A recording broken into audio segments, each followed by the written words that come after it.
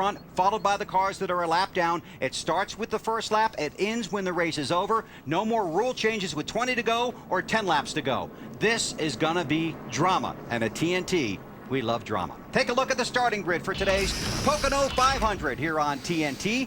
Tony Stewart and Jeff Gordon were on the front row. Qualifying was rained out, so the field was set by the rule book. Tony lost a car in practice here on Saturday. He moves to the rear of the field, so the entire inside line will move up. So joining Gordon on the front row will be Jimmy Johnson, his Hendrick teammate.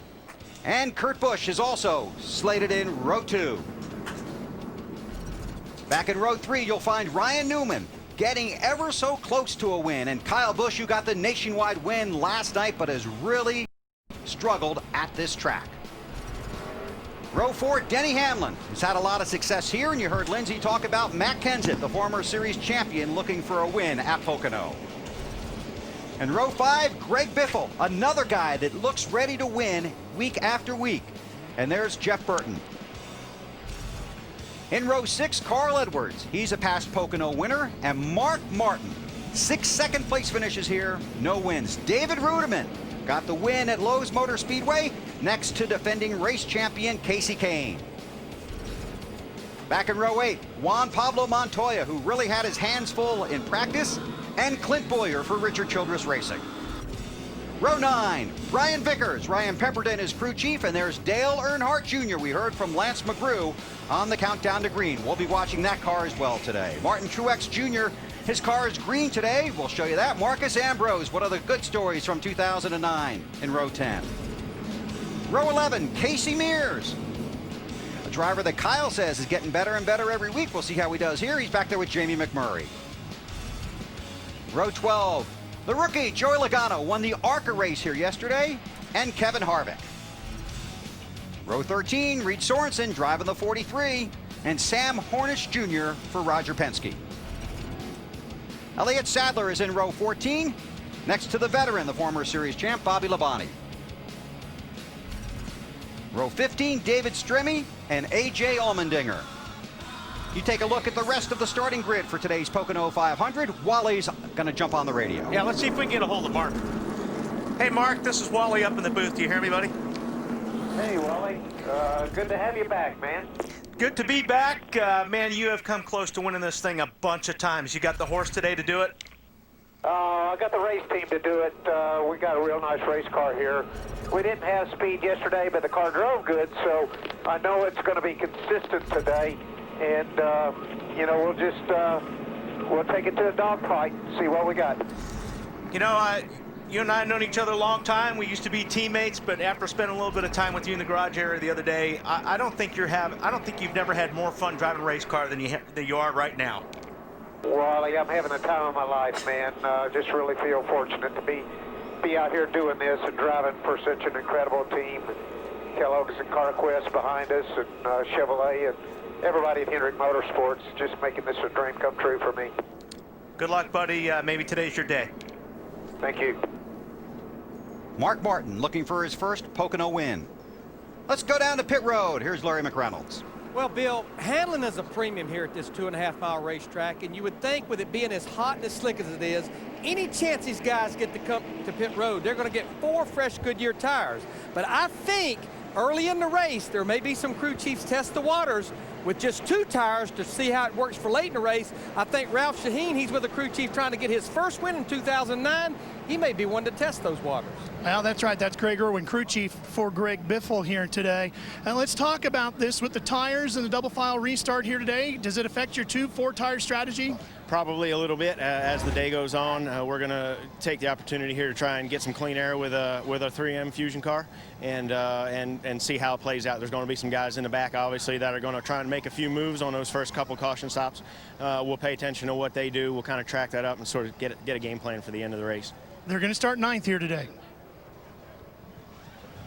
Thank you, Ralph. Keep an eye on those guys today. Field has gotten the 1 to go. They're working out of turn 1, and we work our way down to Marty Snyder.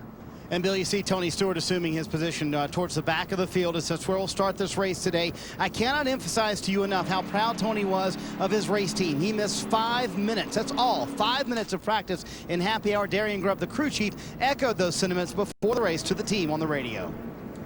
All right, boys and girls, welcome to Pocono. Showing everybody what kind of a team we are. Going out there and getting that backup car out. Race this thing back to the front after we drop to the back. Have a little fun today and bring us home a little triangle trophy. Everybody be safe. Got a long ways down pit road to get ready. Trying to help Eve out with the tire pressures and all those things. We do have a minimum on the left front and the right front this week. Stay sharp. Be ready. Good job, boys. And Darian told me this morning that he thinks this crew did an awesome job yesterday and that he thinks it was a good thing that this crew went through that and knows now they can recover from that kind of adversity and have this good of a car that has a shot to win from the back. Bill? Thanks, Marty. You also saw another car at the back of the field. That's the 7 of Robbie Gordon. That car was practiced by Travis Quapple because Robbie was not here. Robbie won the Baja 500 last night, the off-road event, and then flew up here, got here this morning, and is in the car, and that car drops to the back along with Tony Stewart. Here's our race analysis. 200 laps, pit road speed 55.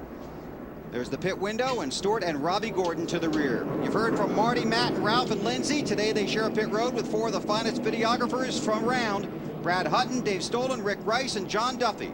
Also watching the race with you high above the track, Mike Coker on camera 1, Donnie Russell, and Don Fenwick. All here, part of 210 people to make sure you have fun today in the Pocono 500.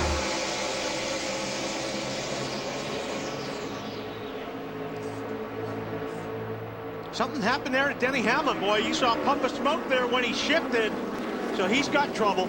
Well off the pace. The gauges were out. The gauges were out in the car. The motor's still running. Yeah. At all. What did he say was out of the car? The gauges. That's what the battery and ignition. Marty, you know a little more? He initially thought it was the engine, Bill, but now he's saying it's the gauges. They have asked him to flip to the second battery and the backup ignition. He is doing that, and he hasn't said a word since then. He's still off the pace, though, and that would make sense why the gauges went out and the motor cut off, but he's still coasting between turns 1 and turn 2. Yeah, but the gauges go out now because we don't use regular, the old style vacuum kind of gauges and oil filled gauges. All the gauges are electric gauges. It's a different cycle in what these cars run now. He is very slow back in the tunnel turn. You see Gordon leading, then it's Johnson. Caution is out, and this is huge because this really brings the new rule into effect with just 2 laps in the books. Yeah, you can see him trying to start it right there. He's just got no power. All his power went away. Yeah, you can see him trying to fire it up. And listen to it. Trying to start. But it's just not firing. He's pumping the gas like he's trying to start it. But you see as he shifts right here, boom, comes out from under it. Engine just shuts off at full song. That sends the smoke and the gas and everything out the pipes and stuff. And that's why he said the gauges was out. So the gauges were out. He was conveying to his team that he had no power. Listen. Wow, what did that come from? That was from a car in front of him. That's crazy. Pit road is closed. The caution car trying to catch the field. Hamlin has come to a stop, Marty. Yeah, Bill, and now he's saying it seems like it's kind of like it's running out of fuel. It does not feel like to be an electrical problem to him, but I just want to relay the emotions of this young man. Dover was a devastating race for him. Running second, had the car to compete with Jimmy Johnson, lost a right front tire there. And when he and I talked on Tuesday, he just seemed so down. He said, I don't know how things can get worse. Obviously, it does here today. And to top that, Bill, he had a car he honestly thought could win this race. You know, you just want to have some Denny Hamlin to have a little bit of good luck here sometime soon. How many times, Kyle? How many times would you have a really bad car at a racetrack or something like that happen? It never does. Never happens. When you're out there begging for the thing to blow up because you're 40 laps down, you can clutch it and it won't blow up. But he has been excited. They talked about him yesterday when we were able to do one of the practices, and they talked to him a little bit. And he was genuinely sincere, excited about having his shot at this race. Okay, now let's set up the double file shootout style restart. If this race was last week, you would have 43 cars in a single line coming to the green flag. Today, you'll have 43 cars, if Denny comes back out. If he doesn't, it'll be 42 side by side coming to the green flag. I think this is kind of early. This is just like another restart. This is just like they just blew the first start, I think. So. Yeah, this is a little bit like, and that's a valid point. Just like Bill just said, used to, if this was the way it was, you would be starting 42nd or 43rd in a straight line. That's a long way back. You just picked up, if you're 42nd, you just picked up 20 positions on the grid, because now you're starting 20th or on the outside or inside, wherever that may be, 21st, 22nd. But you're closer to the front. And I think that's a big step in making this thing more exciting, because it's going to be better for these guys and better for the fans barreling off in turn one. Denny Hamlin came in here 7th in the championship standings. And already he has fallen to 12th. And that's just with a handful of laps complete. Field will get the 1 to go this time by. If you look right now where the pace car is, if they do the green now, there's 8-9 cars still in turn 3. Right. So that gives you a pretty good perspective of you gain a lot of track position on these type of restarts too. And this is a good shot from overhead here that they just switched from, but you could see the guys fanning out and getting in line. Left, right, left, right, left, right. You see these guys. This never happened before.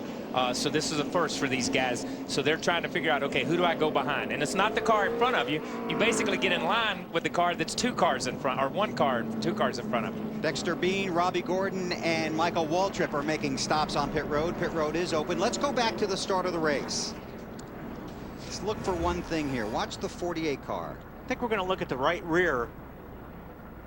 There's a puff of smoke that comes off. Wow. That looked like it came from underneath the right rear tire. It did, but that's almost where you're shifting too. You know what I mean? So that was a funny place. I mean, we saw a couple of things on that inside line. You saw that. You saw water come out of the 39 car because he was the car that was in front of the 11 car, and you see the 11 car brake. So maybe the inside line wasn't a line to be in this time. Here's today's Aflac trivia question. Which drivers have had 6 second-place finishes at a track without a win? Now, we mentioned that Mark Martin is one of them. 6 second-place finishes without a win here. We won't hold you in suspense. Bobby Allison, 6 second-place finishes at Martinsville. Field working through turn 2 for turn 3.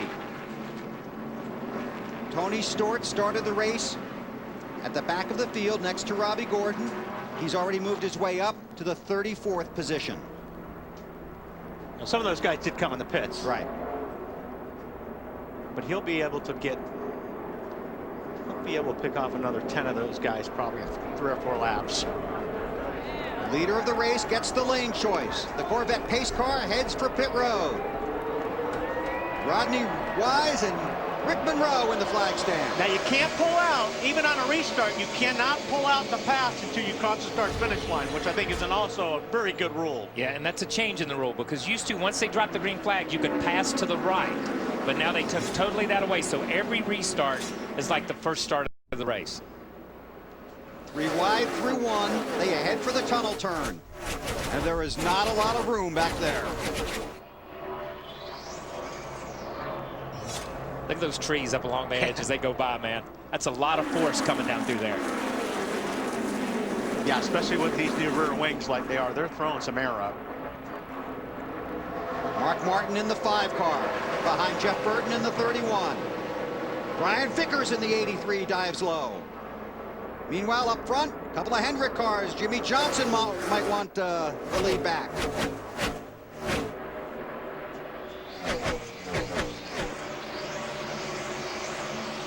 You can bet Johnson will be looking for those 5 bonus points if Jeff Gordon gives him a chance to get there. And last week we saw that at Dover. For everyone at home that watched the race, you saw that after one of the restarts. Jimmy pulled over, let Mark lead, and then at the other end of the racetrack took it back. That's teammates working together to give each other points. There's the pass. Jimmy Johnson to the lead. We check with Ralph Shaheen. Bill, I asked crew chief Chad Canals about that puff of smoke you guys saw coming out of Jimmy's number 48 at the start. He said there was a wet spot on the racetrack. They were using jet dryers out there heavy this morning. He said that's all it was, nothing to worry about. that, we also saw some moisture on Denny Hamlin's windshield as well.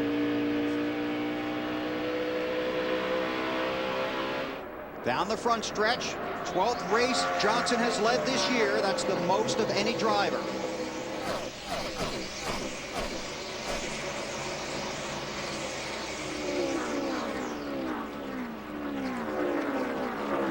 Carl Edwards in the 99.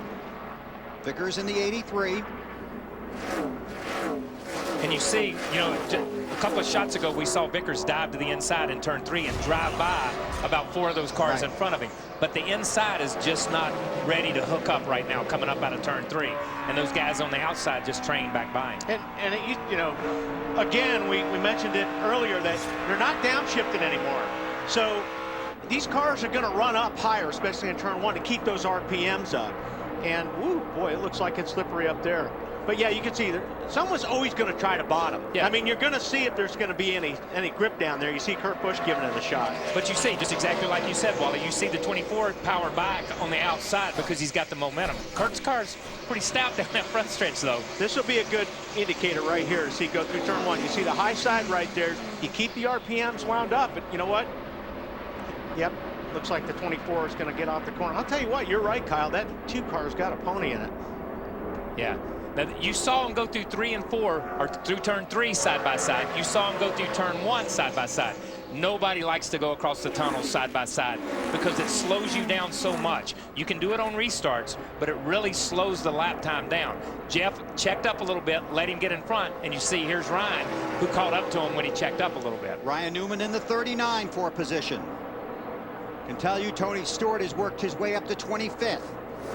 Having to start at the back of the field in a backup car. Wow, right out to the wall.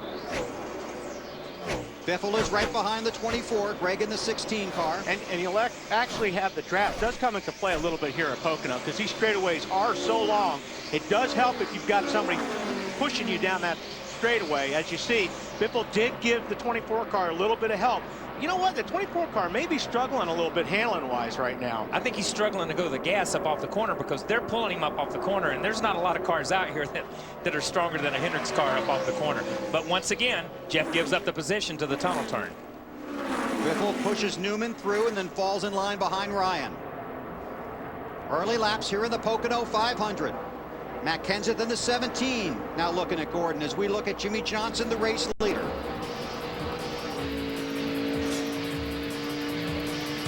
Just getting started. Fun afternoon of NASCAR racing live on TNT from Pocono.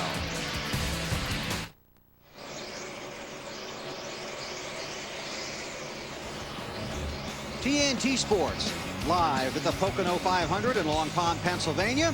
11 laps are complete. Jimmy Johnson, 3-time series champion, is the race leader. Kurt Busch is behind him. Then it's Greg Biffle, Ryan Newman, and Matt Kenseth. That's Mark Martin in the 5 car inside Kyle Busch in the 18.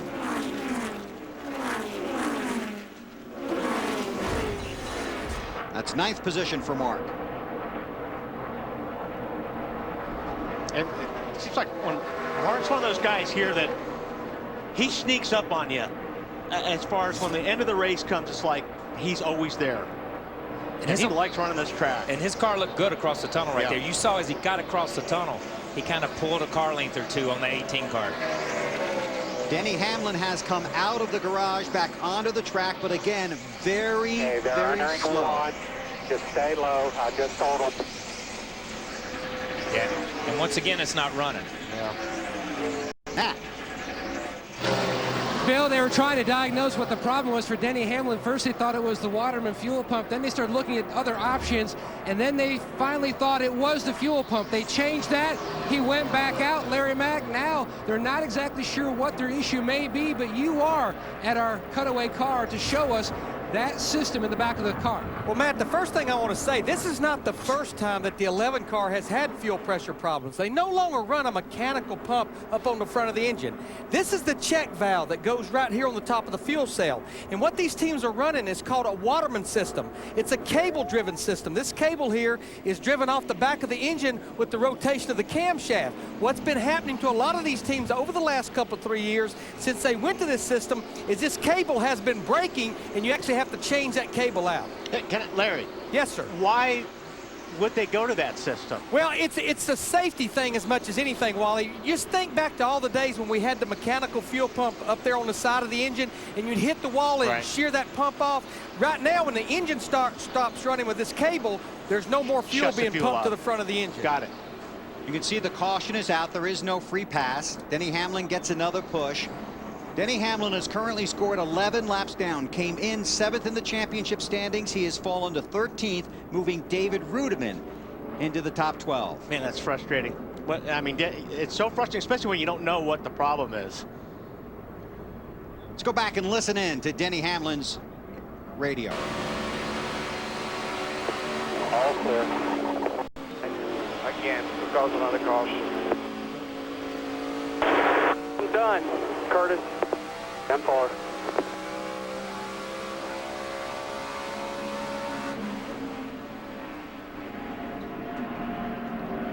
Yeah, he's, you know, you heard the frustration in his voice. We caused another caution, you know what I mean? But and just as Wally said, as we went to that, it's frustrating for not only him as a driver and the expectations he had. It's frustrating for a crew when you have a car and you can't diagnose the problem. I mean, we've talked electrical, we've talked switches, we've talked gauges, you've talked a little bit of everything so far. That's the car that was the fastest car in final practice, now being pushed back to the garage for the second time.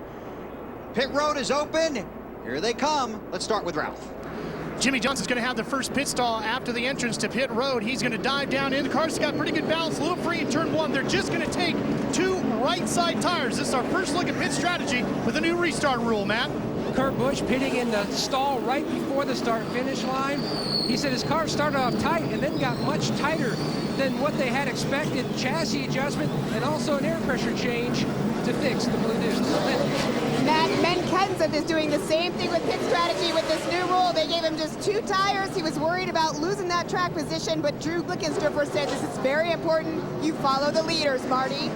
Lindsey Casey Kane is running 18th, very loose race car. They're going to go down on the track bar to try and tighten it up. But the bigger problem is the throttle is sticking in every corner. They're going to pull the hood up and make sure that the rubber boot around the throttle cable is not causing a problem. They're going to try and correct that, get him back out and fix this problem, because every corner he literally has to pull the throttle out with his foot. That's not a comforting feeling here at Pocono. Certainly isn't. You saw the race off of pit road. We'll reset the field and the starting positions, and we will tell you 6 cars did not pit on that lap. Forward to Jimmy Johnson. Yeah, he pulls out. Now watch Biffle. Biffle pulls out, actually beats Johnson, but he gets bottlenecked up in front of these other guys, or behind these other guys. Now he gets out like in 5th, and he should have been 1st. How crowded does that look? And let me say something about Pocono. They have one of the widest pit roads on the circuit. So that says a lot about what was going on right there. And everybody watching at home, I don't know if you've noticed this, but the 48 car, who's the leader, has chosen the outside lane this time, where he's been on the inside on a restart. Now he's on the outside. This is this group going to school. The Hendricks organization, Jimmy Johnson, Chad Knaus going to school to see which is going to be the best place to start from later in the race, maybe. No wave buys, no lucky dog. Back to green. A number of different tire strategies on pit road. Some guys took 2, some guys took 4. How cool is this? It's like watching them throw the green flag at the start of the race every time. Every time. You don't get those lines in this and say, oh, well, if you can just get in line. Yeah, they've got to clear that guy. Ooh, 31 car, Jeff Burton. Not sure if he got loose or he drove up there, but he sure wound up in the high line real quick. Mark Martin tried to take advantage of it. 4 lines and everyone up, 4 wide and everyone up for position. And here's Mark, just as you said, trying to take advantage of it. As you see, this is the only time you can go 2 wide through here, and these guys don't even want to go 2 wide through here right now. 99 right with you. And that really was Mark. Come inside, 99 inside. That was Mark cutting Biffle some slack, because normally if you're on the inside, it's really your corner, and I say that because when you're up on the high side going through turn 2, you're in the marbles. You're in the marbles, buddy. And you know, they preach in the drivers' meeting all the time. Give and take, give and take. And a lot of drivers take, but never give. That's an example of a veteran driver like Mark, giving a little bit, knowing that he's not going to lose anything, and even if he loses his position, it's what, 18, 20 laps into the race. But the other guys know that. They know Mark Martin is a guy that's going to give. Now, the last 20 laps, we're not going to name the guys that never give, okay? You'll see them later today. Yes, we will. Kurt Busch in the 2. Wow, look at here, 4 wide. Yeehaw. Okay, now they all did well. They all got in line there. I saw Hornish up there in the 77 car, way up there, but they all got in line. It's on board with Tony Stewart.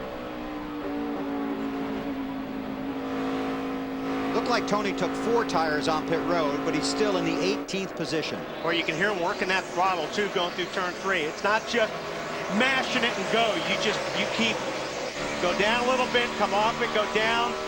So many people think. Go ahead. So many people think you just drive the race car with the steering wheel.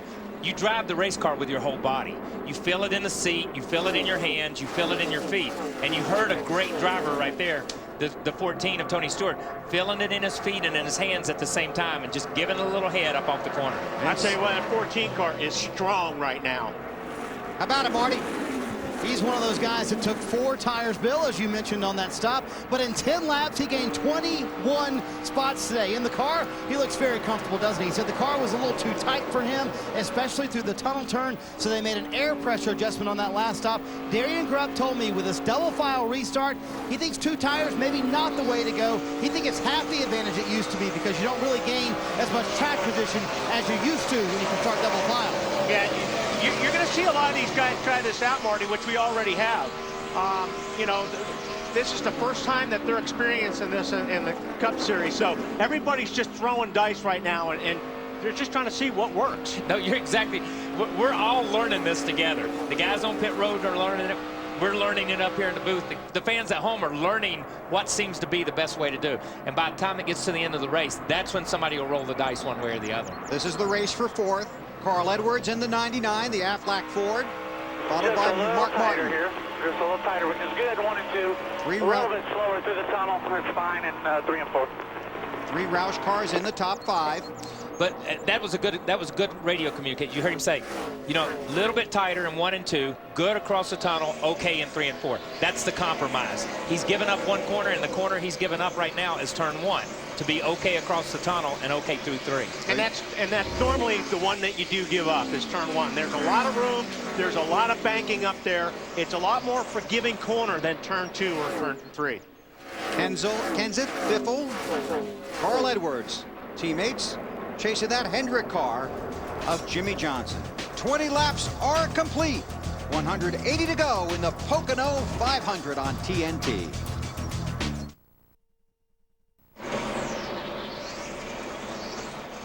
Glad you're along for the ride on TNT this afternoon from the Pocono 500 in Long Pond, Pennsylvania. Jimmy Johnson, the 3-time series champion, drives for Rick Hendrick. He's out front. He's got 3 Roush cars right behind him.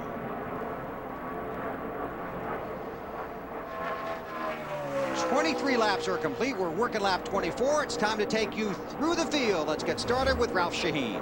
Bill, Jimmy Johnson came here 10th all-time in laps led here, and he's adding to the pile right now as he's been out in front of this one since we went green here. The only problem he's had all day, had a piece of paper stuck to the front, pulled up behind the pace car before the restart, and got rid of that. Greg Biffle now in the 16, he's had some bigger issues, even though he's running in 2nd place. He had brake problems in that first stint. They were able to remove some tape. That seems to fix the brake problem. He's very happy with the car. Only took 2 tires in that last stop, Lindsay. Ralph, Matt Kenseth right now pretty pleased with his car, and this is something that this team has really been working on, communication. They said after the last 4 races, it's gotten a lot better, and in fact, Matt Kenseth takes his crew chief and his engineer to his favorite Mexican spot every Monday where they hash it all out, and they say they're all able to set the reset button. Marty? Well, Lindsay, you heard the feedback from Carl Edwards to his crew chief Bob Osborne a moment ago. Critical feedback because on the first run, Edwards way too loose. They added a ½ pound to the right front tire. Took 2 tires to get them the track position. This run just a little bit tight through turn 1. The winner here last August trying to get that car a little bit better to get back up front, Matt. And Mark Martin started 12th. He's climbed all the way up to 5th. Part chassis man, part Dr. Phil. They made a track bar and air pressure change with their 2-tire stop to try to free up his race car because it was just screaming tight in 1 and 3. And also he passed on the message, please let him know that I just slipped up, not to lose his mind concerning the 16 on that restart. Jeff Gordon, he's running in the 6th position. Gordon started 2nd. His car really tight as well. They made a major change on the chassis on that stop. pulled 2 spring rubbers to try to free him up. Marty? Behind him, Jeff Burton, his former teammate, or actually Mark Martin's former teammate. I didn't see Jeff Gordon was in front of him. 2 tires on that last stop. No adjustments. The car was a little tight for Burton. Maybe they're paying for the no adjustment strategy right now because the car still tight for Jeff Burton, Matt. Kurt Busch, the car much tighter than they expected early on in that first segment. So they went with 4 tires and a chassis adjustment just to try to free up that Blue Deuce. He has 4 tires, and he's currently in the 8th position. Meanwhile, the 39 of Ryan Newman. He started 5th, running just inside the top 10. He was super tight across turn 1. Now he says he's just tight in 1. He's decent in 2 and 3. He lost a little bit of time on pit road, not because of the stop, Marty, because he was pinned in trying to get to his box. Matt, Kyle Busch's quote after the first run was, quote, "We're plowing fields out here." Old racing terminology for the car.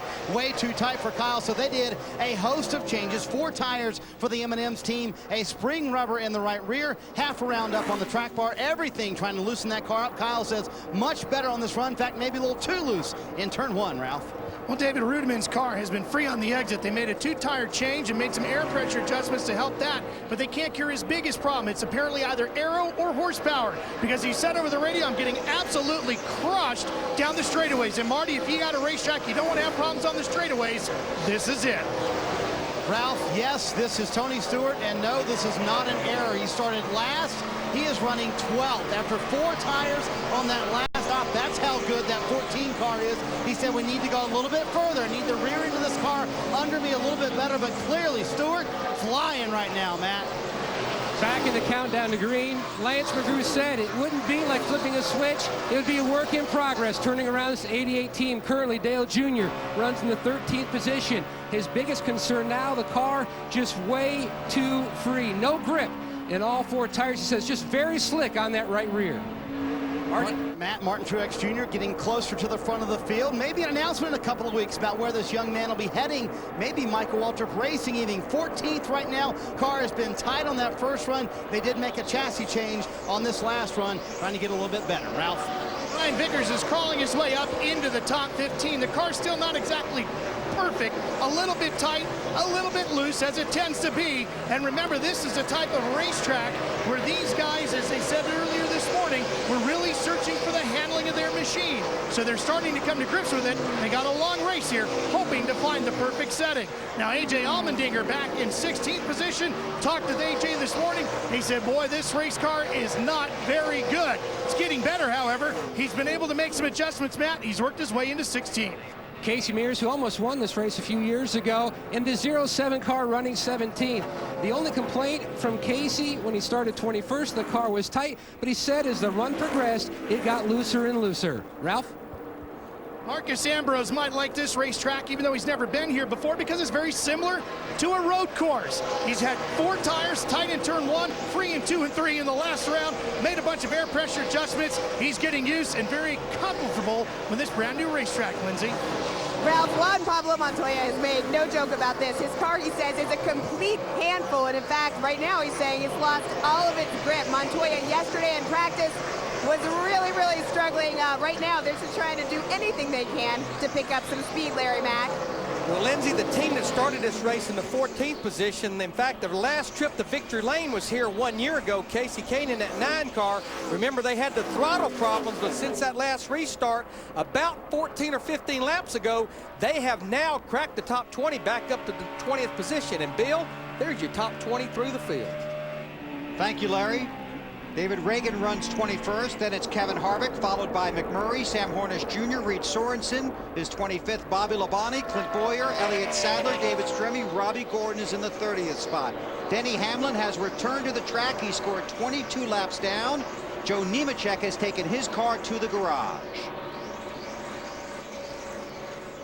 Now, while we were going through the field, some guys were getting the feel of the racetrack and of the competition. And just remember, some guys out there are your teammates. Now watch back here. That's the 17 of Matt Kenseth and the 99 of Carl Edwards.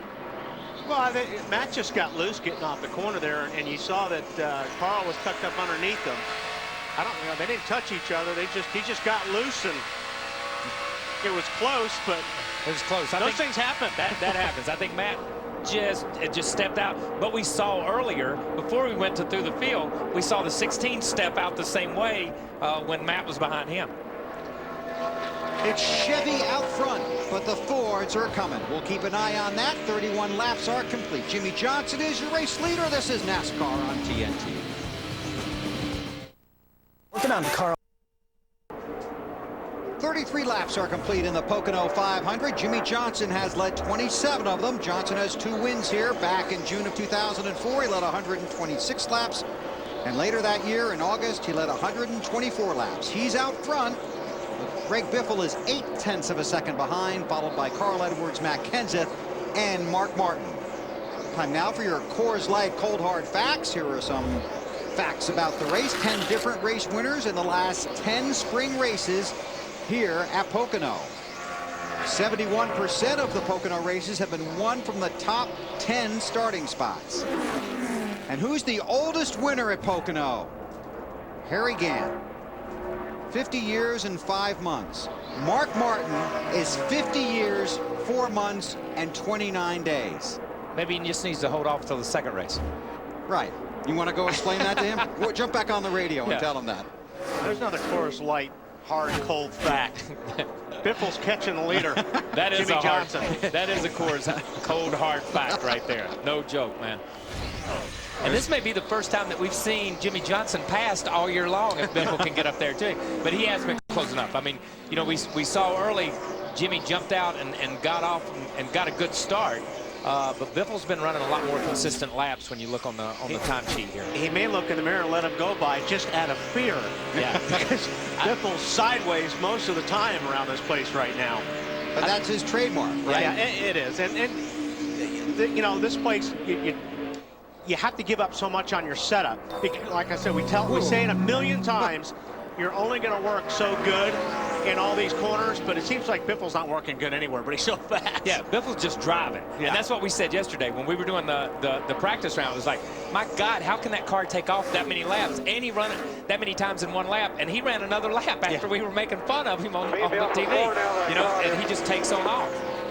And as we watch this up front, we can tell you Tony Stewart has cracked the top 10 from 43rd to 10th. And I'll tell you what, Carl Edwards is also another one of those guys that's clicking off some pretty good laps right now.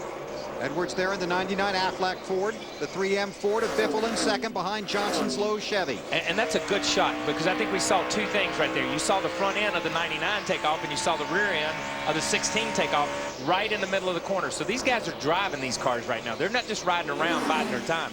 They're driving. Oh, look at that, man. 48 is loose, and he's getting a little bit of help off the 16, but he got loose getting in at 2. Yeah. And that's all Biffle needed to say, well, here, I'll give you a little bit more. Yeah, just let me help you in the corner a little bit farther there. But see Jimmy power back on the outside.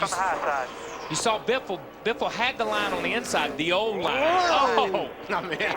I'm going to shut up and just watch this, because this is good. For the lead. Speeds at the line. And Edwards, has you can see, right, because when those guys are sliding around racing like that, that's what Carl wants to see. That's going to put them right there in the rear bumper. Joe Nemechek, Dave Blaney have gone to the garage, along with Patrick Carpentier and David Gilliland. You know, a minute ago we heard Jimmy's car. It's hard to tell whether it's just free across the tunnel or if it pushes out and then snaps loose, because you could hear him work the throttle a little bit. But that last lap, it looked like it was loose getting in. Yes. But you're right. You know, it just depends. But see how he's right there? That's not helping any. That's taking some air off. And here comes Carl. And he had the run off of 2, and now he's going to take the. Well, I don't want to say now he's going to take the spot.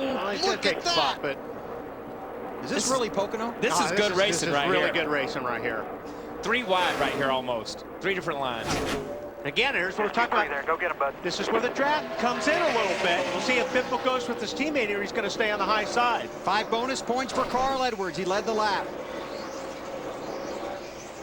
And I'm going to tell you something, and this is racing for the lead, but you heard the 48, how long he was out of the gas over the tunnel a minute ago. Now watch, somebody's going to bust loose Still here. outside, 16's there with him.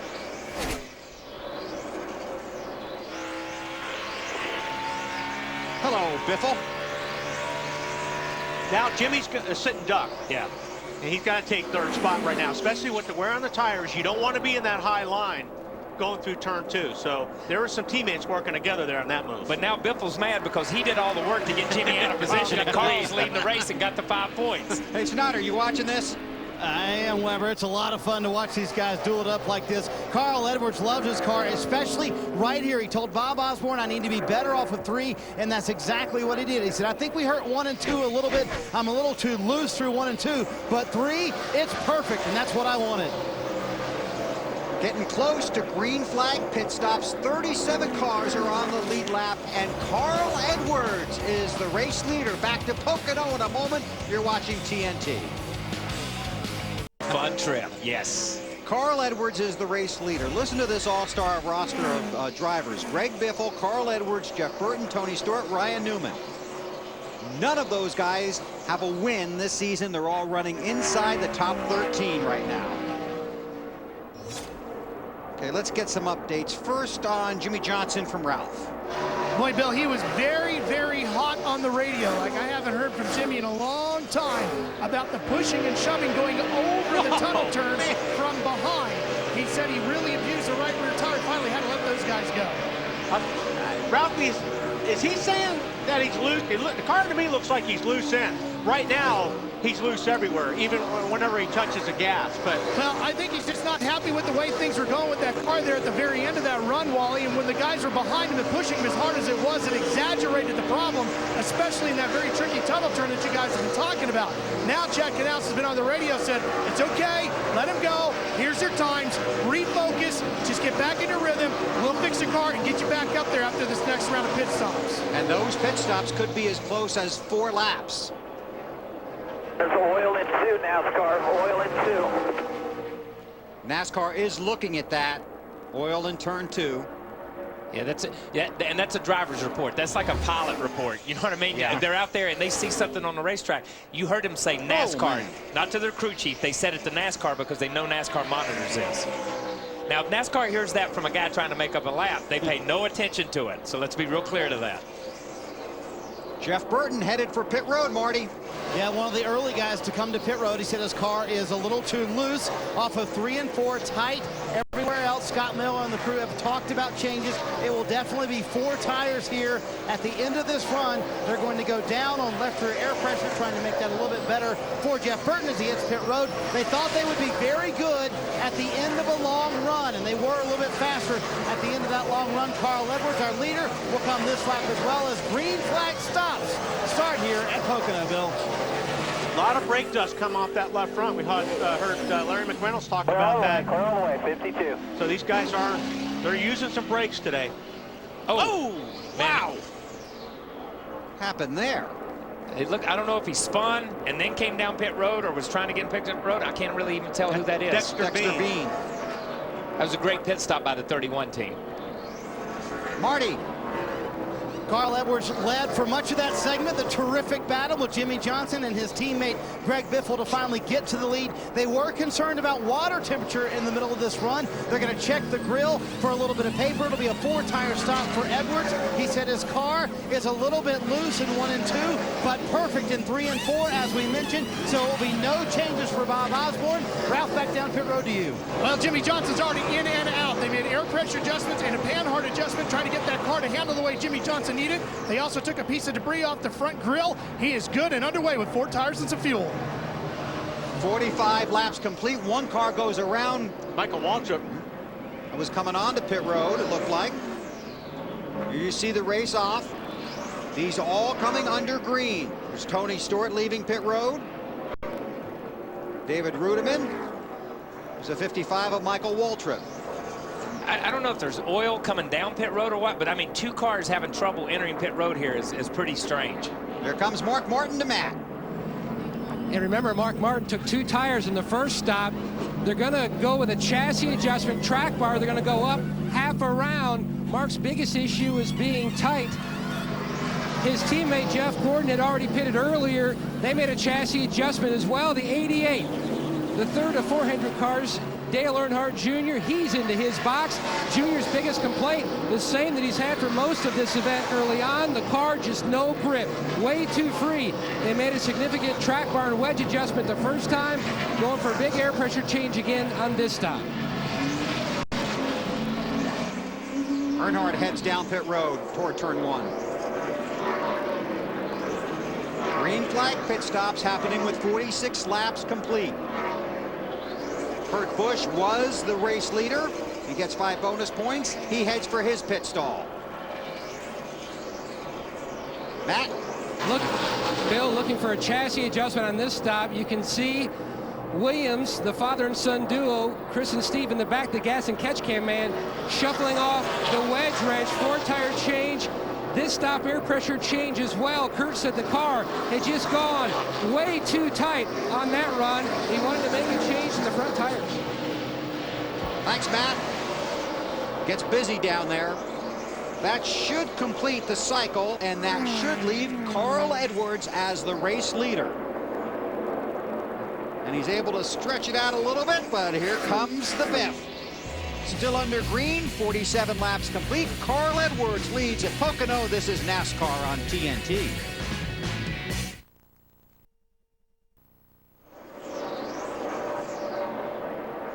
Carl Edwards is the race leader in the Pocono 500. There he is in the 99 car. It's Michael Waltrip right in front of him. Edwards leads teammate Greg Biffle, then Jimmy Johnson, then the Roush car of Matt Kenseth. Jeff Gordon runs in the 5th spot. 50 laps are complete, 1/4 of the way through the Pocono 500 here on this 2.5-mile track. Now let's go back and review some of these actions from pit road. First of all, this is Dexter Bean making his Sprint Cup Series debut in the Livewire Energy car. This is obviously a situation where the crew's like, no, pit now, this lap, this lap. So he comes blowing in there late, and he hits the cone. So now there's no cone.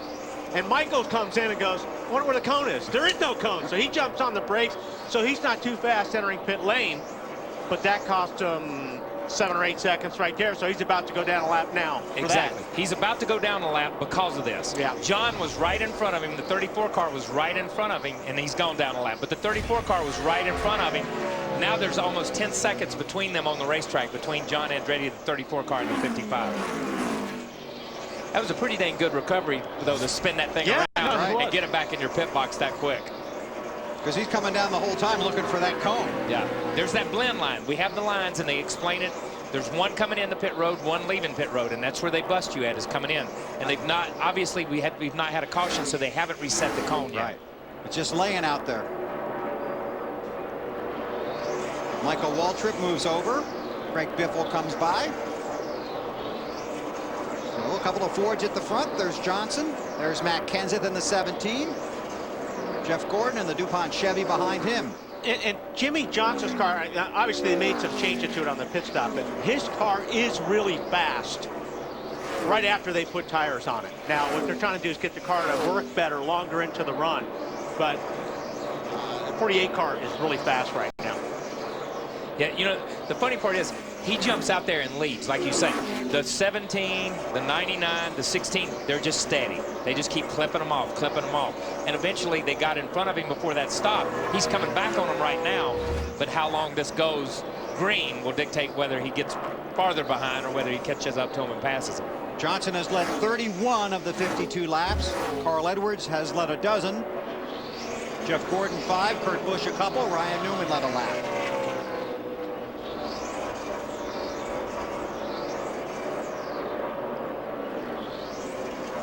See, here comes Mark Martin. There goes Mark. And Jeff Burton looking for the 44 car here. A.J. Allmendinger. Practiced well. Had a decent starting spot. Currently runs in the 11th position, Larry. Well, Bill, I've got to say, probably one of the most pleasant surprises in the top 15 right now would be A.J. Allmendinger, who's sitting in the 11th spot after starting 30th. But if you look back last year, this seems like it's a racetrack he picked up on quite well. He finished 12th and 19th, but I guess what I want to ask Wally, since certainly Wally is a very successful road racer, there's a lot of road racing characteristics you use, even though this is an oval, to get around this place. Yeah, it really is. I mean, it's one of those, especially when we were downshifting, Larry. I mean, that was one of those things that we were used to doing, downshifting, using the brakes, and then upshifting. But like you say, it's 3 totally different corners, and I think a lot of it has to do with, on a road course, you can never get your car perfect. a driver really had a lot to do with the way the car goes around a road course. And I think that's why these guys, you know, come from road racing. They come to Pocono, and this is just one of those places that it's a fun racetrack for a road course guy, and they pick up on it quick. Well, you know what we like to say. It's not really a road course, but it's hard to call it an oval, so we'll just call it a roval. Call it that, baby. Call it whatever you want. I'm going to call it aggravate from a driver's standpoint, man. It just aggravates the rear end off of you. Let's drop back a little further here and find the 9 car of Casey Kane. He runs in the 17th spot. He has gained 16 spots since we had the caution flag pit stops. And you were talking about some of the stuff they might have been doing on this car other than working under the hood. Yeah, they were working under the hood. Remember, so he lost a lot of positions because they thought the throttle was hanging on it. So they took it off to make sure that they got that part fixed. Now, whether they got it fixed or not, I don't know. If they didn't get it fixed, he's my man to drive that car at Pocono with a stuck throttle. But at the same time, I know they made some adjustments this morning with sway bars and some stuff that may have not gone right the first part that they adjusted around. Have you been investigating that, Marty? I have, Mr. Weber, and so far, Mr. Kane is happy behind the wheel, and the throttle is fine now. He's not had a problem with it. They did fix it on that first stop. To answer your question, Kyle, been dealing with a loose race car, passed for position on the racetrack. Casey, very happy with his car, though. Thanks, Marty. You saw the Busch brothers, Kurt in 8th, Kyle in 9th. Carl Edwards is the race leader. Then it's the Biff, Jimmy Johnson, Matt Kenseth, and Jeff Gordon. Pennsylvania, 59 laps are complete. Carl Edwards is the race leader by almost 2 seconds now over Greg Biffle. Then it's Jimmy Johnson, Matt Kenseth, and Jeff Gordon. Mark Martin has the 6th spot, followed by Jeff Burton, Kurt Busch, Kyle Busch, and Tony Stewart runs 10th. Now we got a call from Race Buddy. Got some Ask the Booth questions. You ready for this? Yes. Why does the 48 team, that's Jimmy Johnson and crew chief Chad Knaus, like the last pit box, or depending on how you look at it, the first pit box when you come on to pit road? And that's from David Rice, and here's my answer. I have no clue. So let's go to our expert. Let's go to Larry. Can you hear us down there? I absolutely know why they want that very first pit box coming in, which in the course of this question is the last pit box, because what Chad Knaus has told me is what this allows them to do is get into their pit box quickly, get their pit stop over with, and then all Jimmy has to worry about is focusing on pit road speed leaving. Think about it, Wally and Kyle. And Juan Pablo Montoya told me the toughest thing he had to deal with his rookie season, when he would hit pit road, he would see everybody's sign but his own.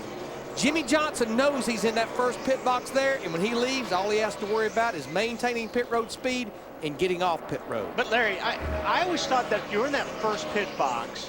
If you're the leader or you're the first 4 guys in, by the time your pit stop is done, you still have to worry about leaving that pit box and getting run into by guys still coming into the pit lane. Well, and that's certainly the case, I think, more of a narrow pit road than we have here. You know, there's no perfect world, Wally, but I just know they like it because now Jimmy, he doesn't have to focus on looking for his sign and focusing on pit road speed. And as I said at the top of the show, one of the big stories in 2009, speeding on pit road penalties this year. Hey, Larry, I think one other reason Chad might like that pit box is because you crew chiefs are always looking up and down pit road to see what the other guys are doing. If he's got that pit box and he's running up front, he gets to dictate what a lot of other people do. I can guarantee you with Chad Knaus, there's always other hidden agendas. Yeah, and we're going to beat this horse to death. Another reason that's cool pitting on that in the pit road, especially at a place like this, you only slow down that one time and then never have to pick your speed back up. He comes off of turn 3 running wide open, gears down, shifts down, stops, and then goes. Yeah. Where a lot of these guys come down, slow down, and then they pick the throttle back up to their pit road speed, and then they have to maintain. So it's one in, one off.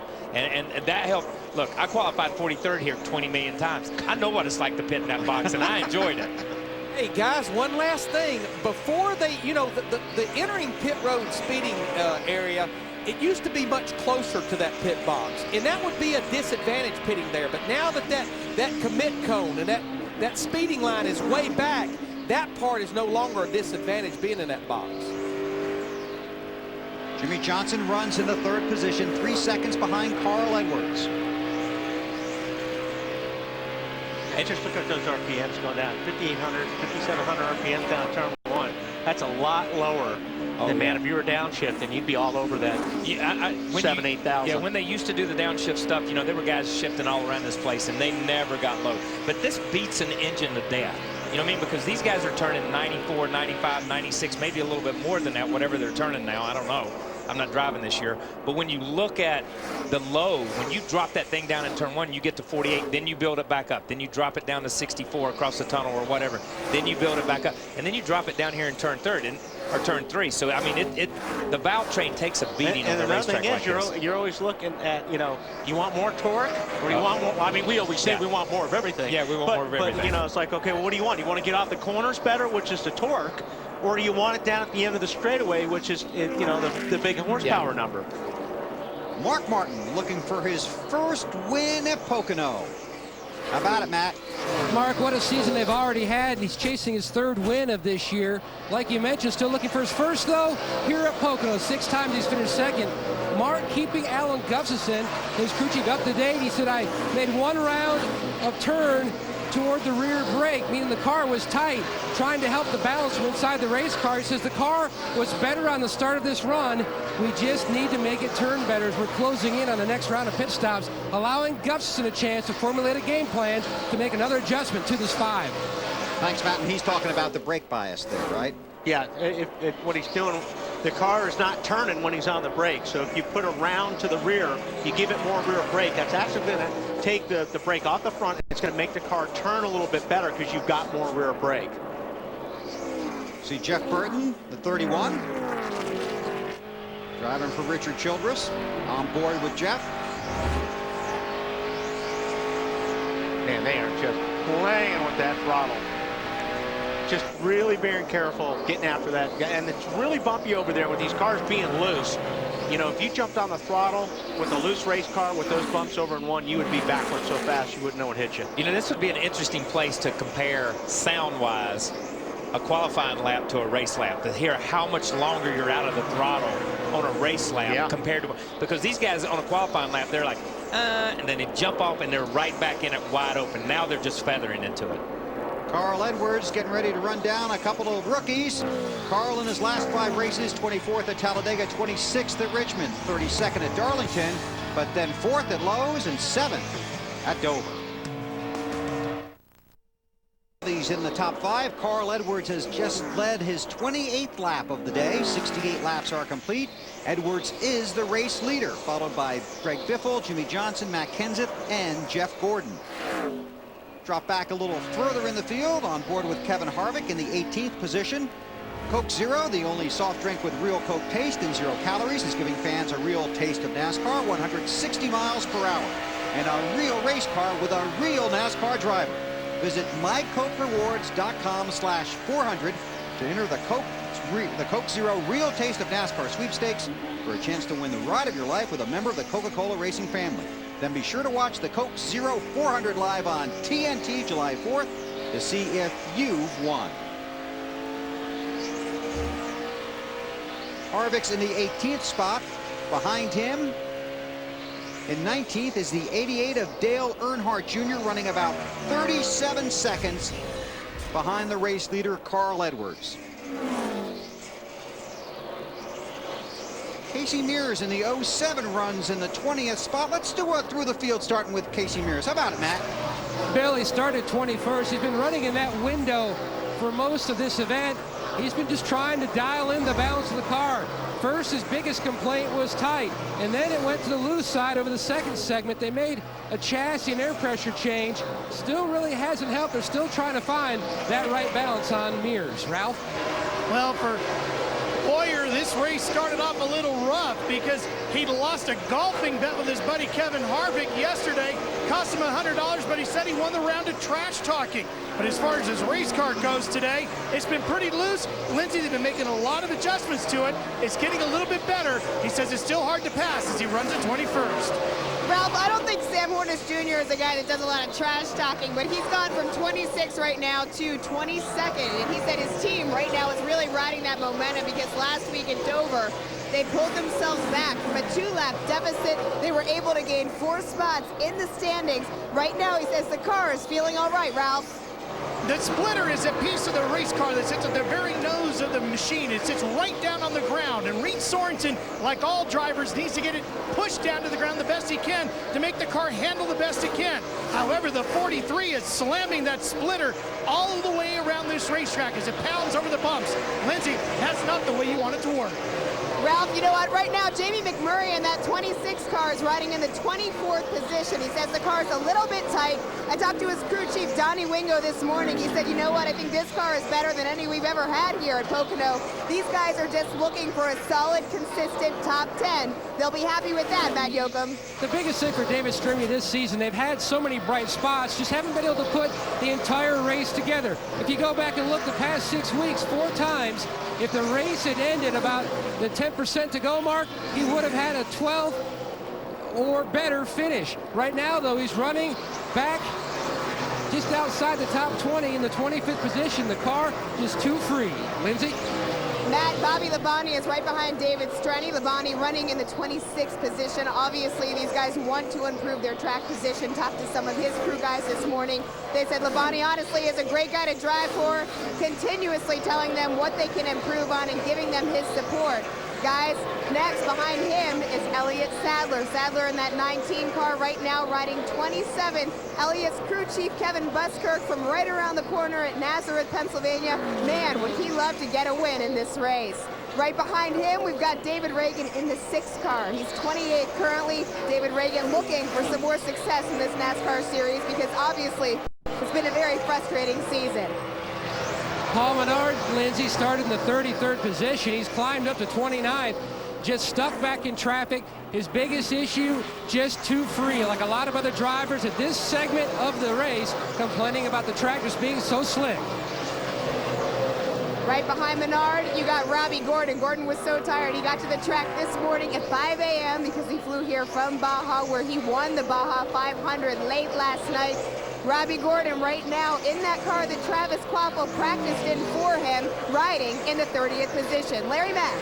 Well, Lindsay, we know for Denny Hamlin back in 2006 as a rookie, it worked out pretty good his first 2 visits here. He won both the races, but for his teammate Joey Logano, who started back in the 23rd position, won the ARCA race here. Right now, if there's one car on the racetrack that would love to see a caution, it would be Joey Logano because leader Carl Edwards is breathing down his neck. Thanks, you guys. That's 20th through 31st. Logano is the last car currently scored on the lead lap. Scott Speed just came to pit road. He's 1 lap down along with Smith, Montoya, Andretti, and Waltrip.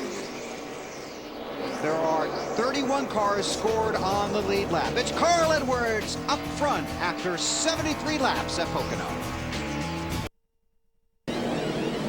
Race leader Carl Edwards is on pit road in the middle of green flag pit stops. Marty's here. It's going to be a 4-tire change for Carl Edwards. He said his only problem was a little bit loose off of the corners. They do spill a lot of fuel as he leaves pit road. It was a clean stop other than that fuel spill. Bill? Matt? And the 88 of Dale Jr. is already pitted. His teammate Mark Martin looking to try to free up the race car too tight, especially down in turn 3. They made a significant air pressure change on this stop. Now what happened here is Matt Kenseth was the first car on pit road, and he actually came a little bit earlier than we expected. And then when Matt came down pit road, everybody followed. So they're still working through this. Tony Stewart has not yet pitted in this sequence, staying out on the track. He is now gone from 43rd to 1st. He is the race leader, but he's going to have to come to pit road. So 5 bonus points for Tony. And he will head for pit road next time by. That will give the lead back to Carl Edwards. Biffle currently runs 3rd. Then it's Jimmy Johnson, Matt Kenseth, and Jeff Gordon. Again, Stewart lost a car in the first practice session here on Saturday. Had to go to a backup car. They really scrambled, did not have a lot of time between practice sessions. Got that backup car on the track, 5 minutes. 4,400 second gear, 4,400 second gear. Cascade back there knows you're coming in. The cone's gone, just a yellow line's all we got now. Talking about the cone that was knocked down by Dexter Bean earlier. This is actually going to be for position for the lead, I should say. That 99 had a sloppy pit stop. And I'm not sure they got that thing full of fuel. It's going to be interesting to see, because that guy was still trying to jam that fuel in when I they think took Haas off. was wearing about 5 gallons of fuel there when he left. That was bad. Marty Stewart coming to you. Yeah, Bill, when you talk about getting this backup car ready, Darian Grubb actually took the setup out of that primary car, put it on this backup car, and made the next change he was planning on making. That's how organized this team was. Terrific run for Tony thus far. He said at the very end of this last run, car got a little bit too tight for him. He was worried the car was hitting the splitter, kind of got to 10th and stayed there. They debated on changes. They will make an air pressure adjustment, but not many changes for this 14 car, and a quick stop for this Old Spice team. He's on his way. Let's check on his teammate, Matt. And Ryan Newman just reported that his team, an issue, possible motor problem with the 39. He says it acts like that there's something amiss, possibly water in the fuel or something crazy like that. He says actually it's been doing it on and off throughout the race, but now the problem is really grown significant here. So Scott Maxim from the Hendrick Engine Department, he's down here as we're listening for more and more feedback from Ryan about this issue. Part of the race, it did it just a little bit. It was like the floats were rolling over. Now it's almost like it fouled a plug or something crazy like that. It phased into 7, then come back to 8, then it phased into 7, come back to 8. It did it worse on cold tires. Yeah, and listen to what he said. First he said it was something to do, it could have been something to do with the floats. It's worse on cold tires. When the tires grip, it's a lot more centrifugal force. There's a lot more CGs that the car, or a lot more G-force that the car kind of throws at you. So if the floats are amiss, and if the floats in the carburetor are not adjusted right, then maybe it is spilling over. Maybe it is flooding it or something. It could be the ignition, just like Wally. You just gave me the flip signal like you were flipping the ignition. Yep. Could be the ignition. There's a lot of things. It's hard to say that you have water in the fuel. You know what I mean? Yeah. But the car will act. But that's how it feels. Right. It feels like there's water in the fuel because the thing's not running clean and crisp like he wants it to. And that's the perfect way to describe it to somebody in the garage area. Just say, it's like it's got water in the fuel, and they'll start working with it. You see he's pulled over here because it's just killing him down the straightaway. He's got nothing. Saw that Ryan is our UPS Maximum driver for this race. He's finished in the top 10 in his last 5 races. This race season, look for David Reagan to take on the delivery drivers of UPS in Maximum Driver. And I'm going to say this about Ryan. When you have a driver who can diagnose a problem before he comes to pit road, it makes it so much easier for the crew to fix the thing quick. A lot of times you'll get a driver that just says, it broke. I don't know which one. Well, what broke? I don't know where it's, yeah, it's not running. I don't know if it's the gear, transmission. So when it gets to pit road, you're not any farther ahead. You're in the dark just as much as the driver is. But when you have a guy of Ryan's caliber who can say, you know, this is my problem, I think, at least it gives you directionally a place to start. I like that, you know, Kyle touched on the 99, and it looked like they may have had some trouble. Marty, I don't know if, I see Haas there. I think he's putting the fuel in. Don't know if he has trouble, but there looked like there was a lot of fuel that came out at the end. But you look at the left rear quarter panel, watch where that fuel tank is. You see him making an adjustment there. Now they're going to go for the second can. And he missed it right there. Yeah, he just had a little bit of trouble there. I'm not sure if he tripped on that hose or what's going on. I'm just curious if they think, you know, they got all the fuel in. And Wally, I did check with those guys, and they do not think they got all the fuel in that 99 car. Bob Osborne doing the calculations right now. What they actually do is they come back, weigh the cans. It should weigh a certain amount if they did get all the fuel in, but they did not see any fuel go into the catch can. And that's one of those things where Haas is one of the best in the business as far as I'm concerned as fuelers go.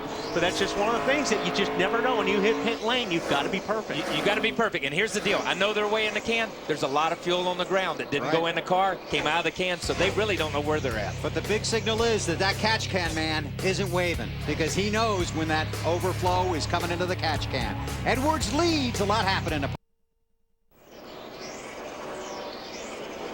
Race leader Carl Edwards just knocked Joey Logano off the lead lap. There are 28 cars on the lead lap. Edwards leads Greg Biffle, Jimmy Johnson, Matt Kenseth, and Jeff Gordon. Those are your top 5 cars with 85 laps complete. NASCAR fans, AT&T has been following the top pit crews throughout the season, and you can continue to play your part by voting for the AT&T Fastest Pit Crew of the Year.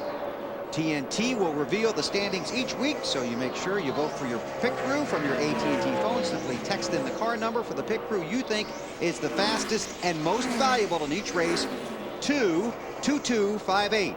The AT&T Fastest Pit Crew of the Year award delivered by AT&T, the nation's fastest 3G network. Did I miss something? Just sideways. Carl? Everybody. It's frustrating when I'm reading that card and you're making noises over it. I'm just saying what he said. 7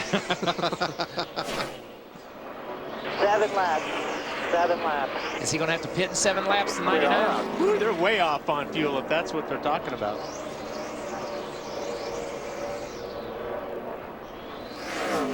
Wow, that's huge. Let's listen.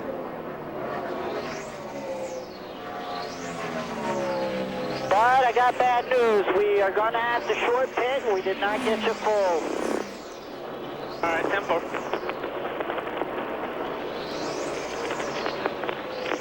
You might want to just think of something that'll just make it turn just a little better. Roll in the center. 1 and 2 are compressed. I'm going to get it. Marty, can you follow up on that?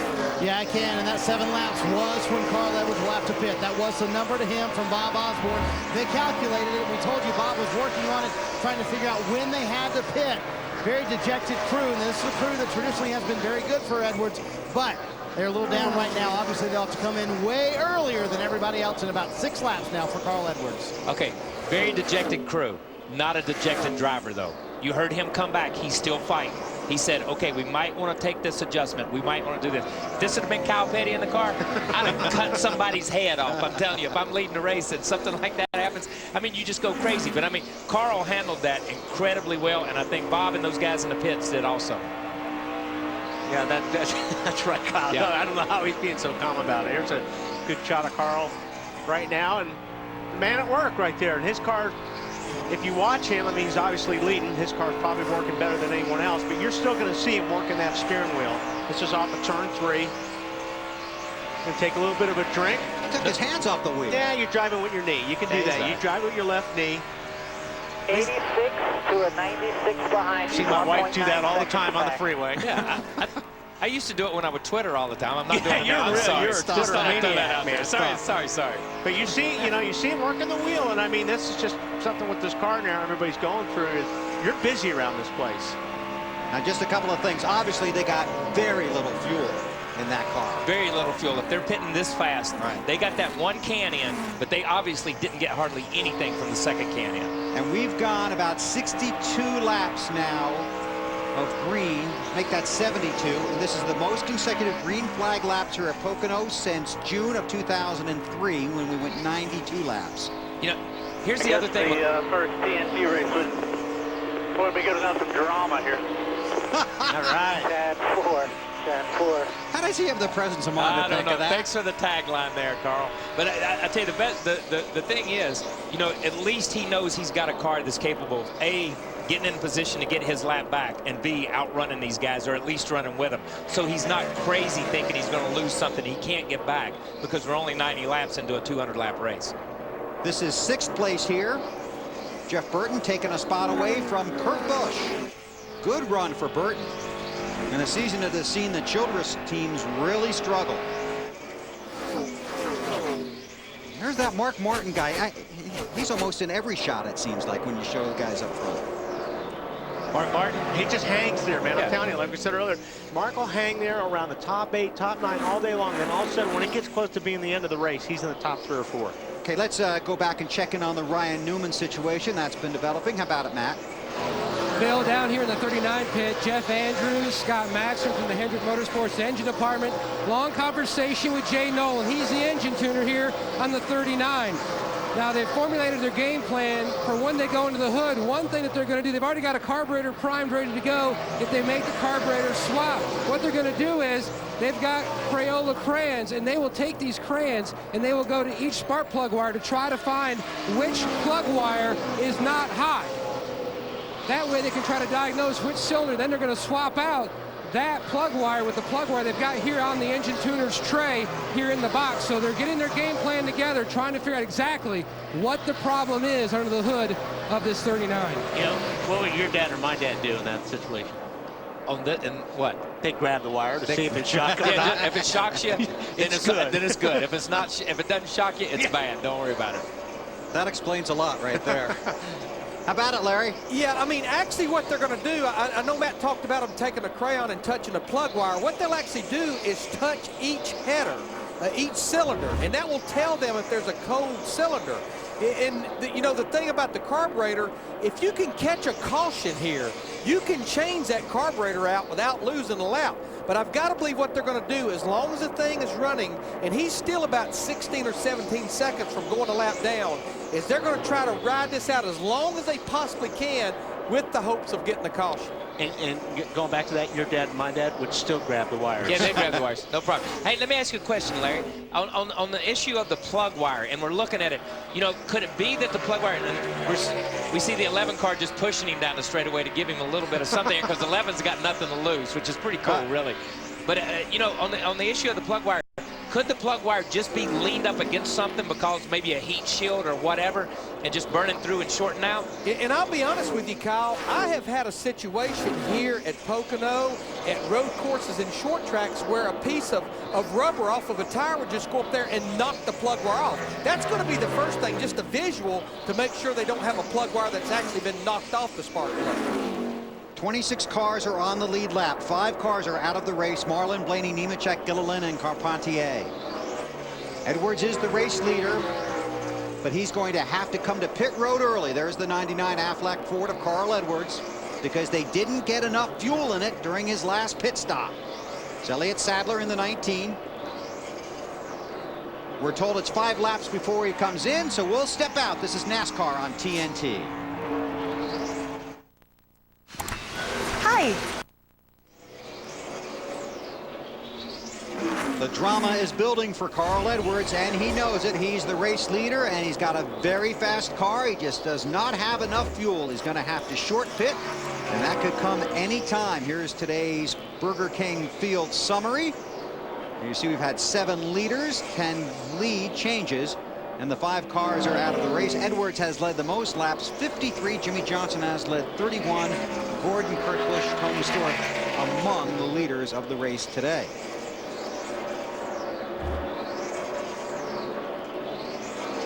Robbie Gordon right in front of him. Was that lap faster? That was a 157. 4:27, last lap was a 34.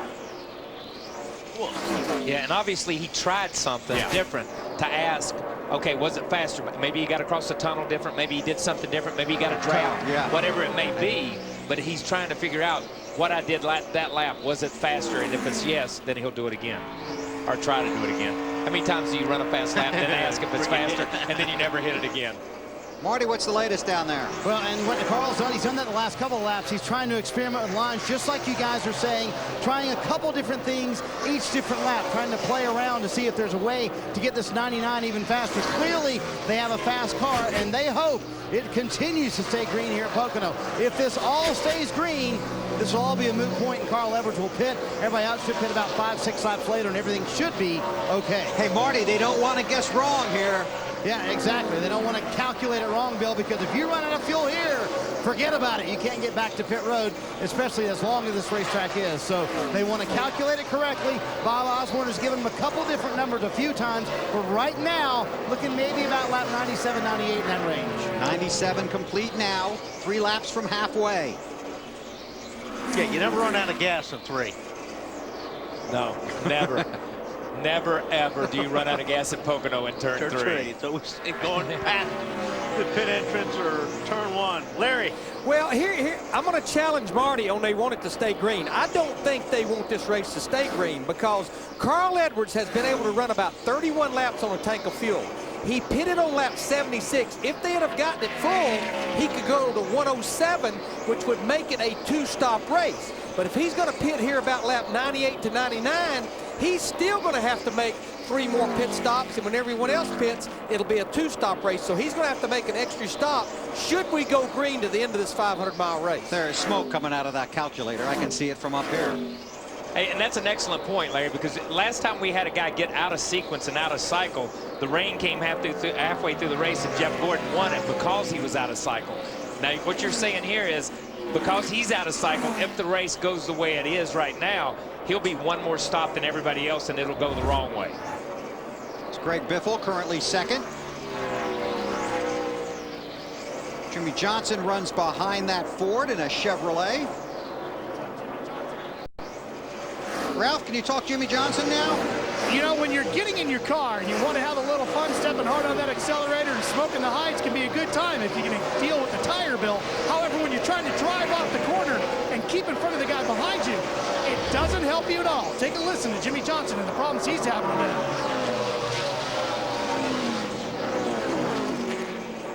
It's a little snug everywhere, but definitely once I kind of release the brake, actually. Deep in compression isn't too bad. It's just after that I roll and I really can't touch the gas. It'll blow the front tires off.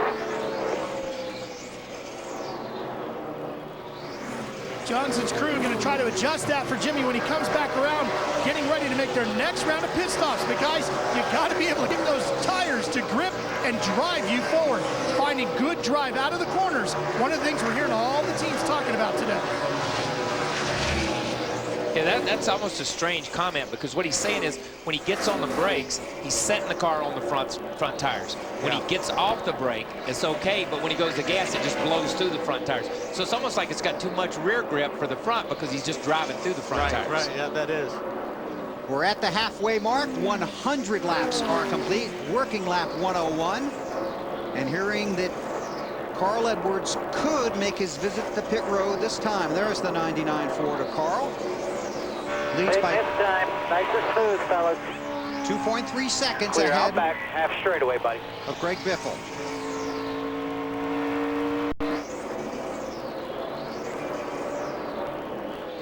Again, during the last pit stop, the pit crew for Carl Edwards did not get the fuel tank full. So Carl's going to have to pit a few laps earlier than everybody else. You heard Marty talk about it.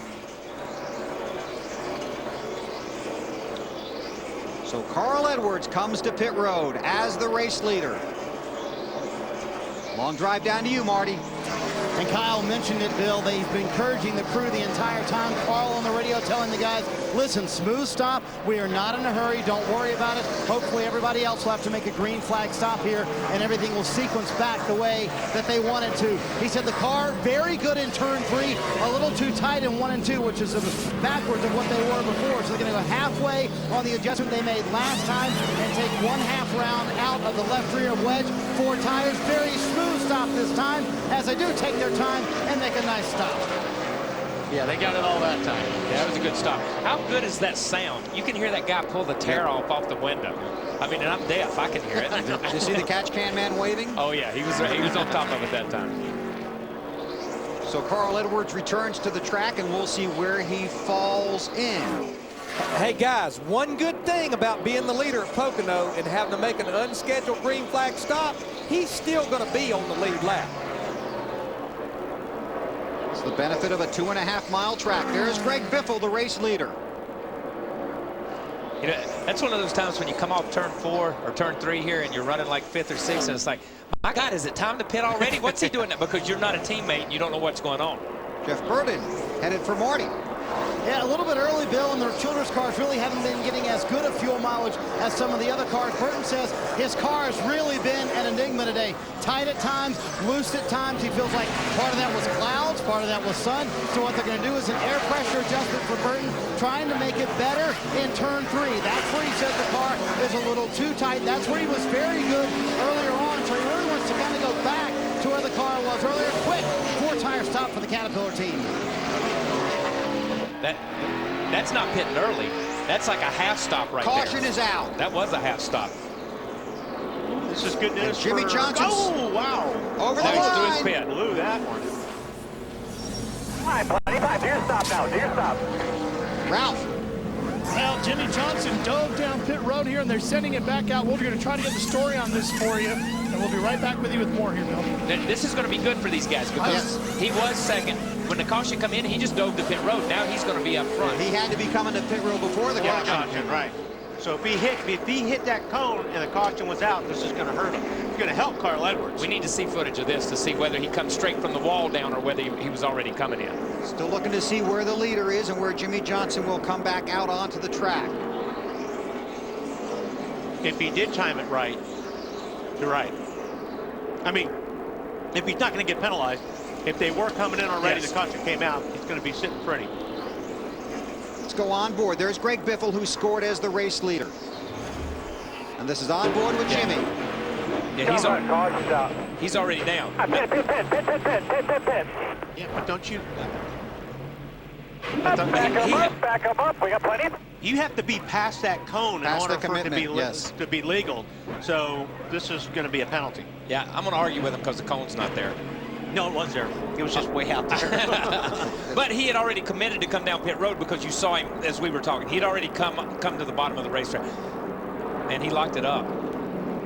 You almost saw the car when he started down pit road try to jog to the right. Let's see if we can watch the light for pit road. We'll be looking over here at the left. Watch the flag man as well. The light is red. The light is red, yeah. Right there left. If you freeze it right there, it's red. So yeah, that's tough right there, man.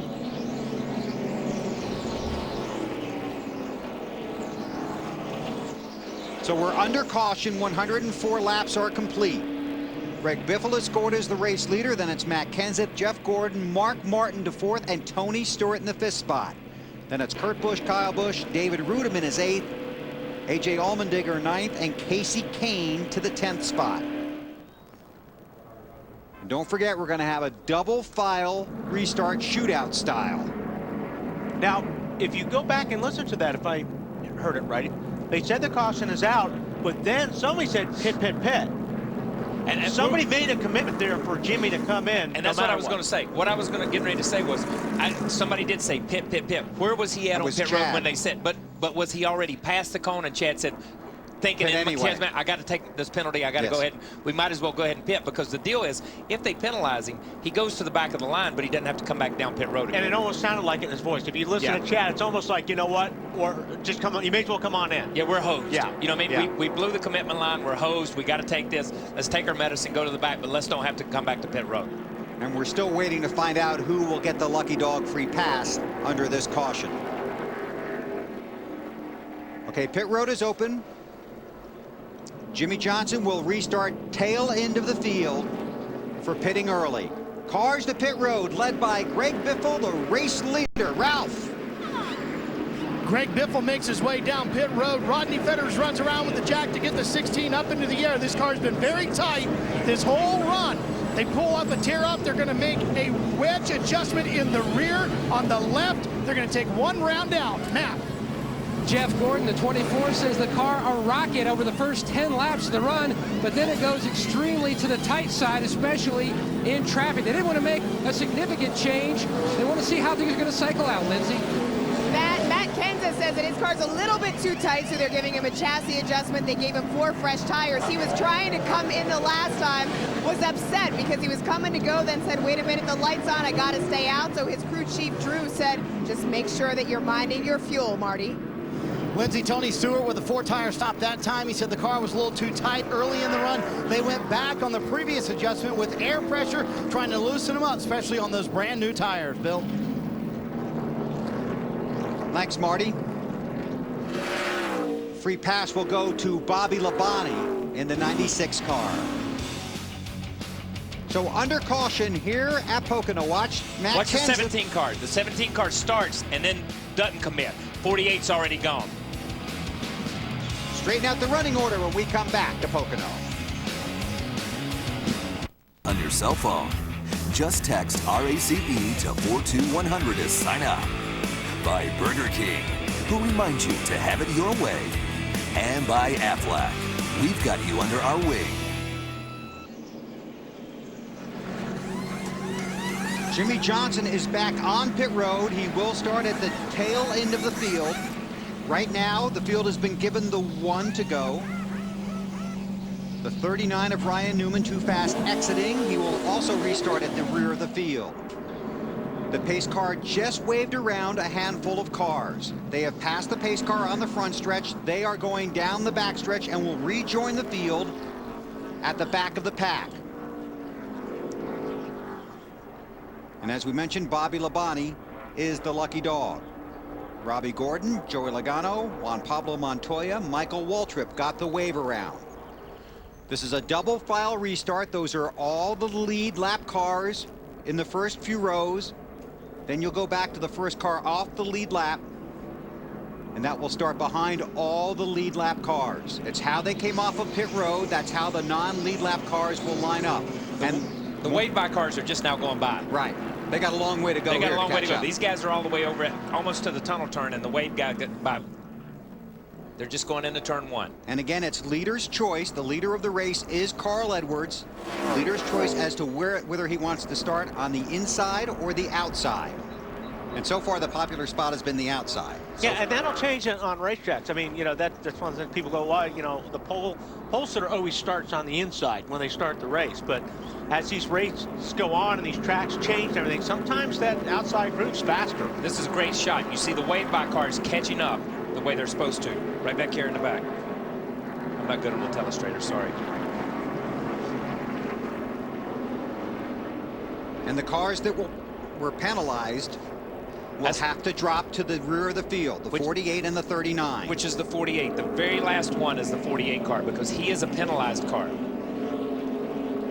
So the pace car heads for pit road. So if you're 10th and start a restart, instead of restarting about 19 spots back, you're only a couple of rows behind the leader, Carl Edwards, who caught a huge break on that caution.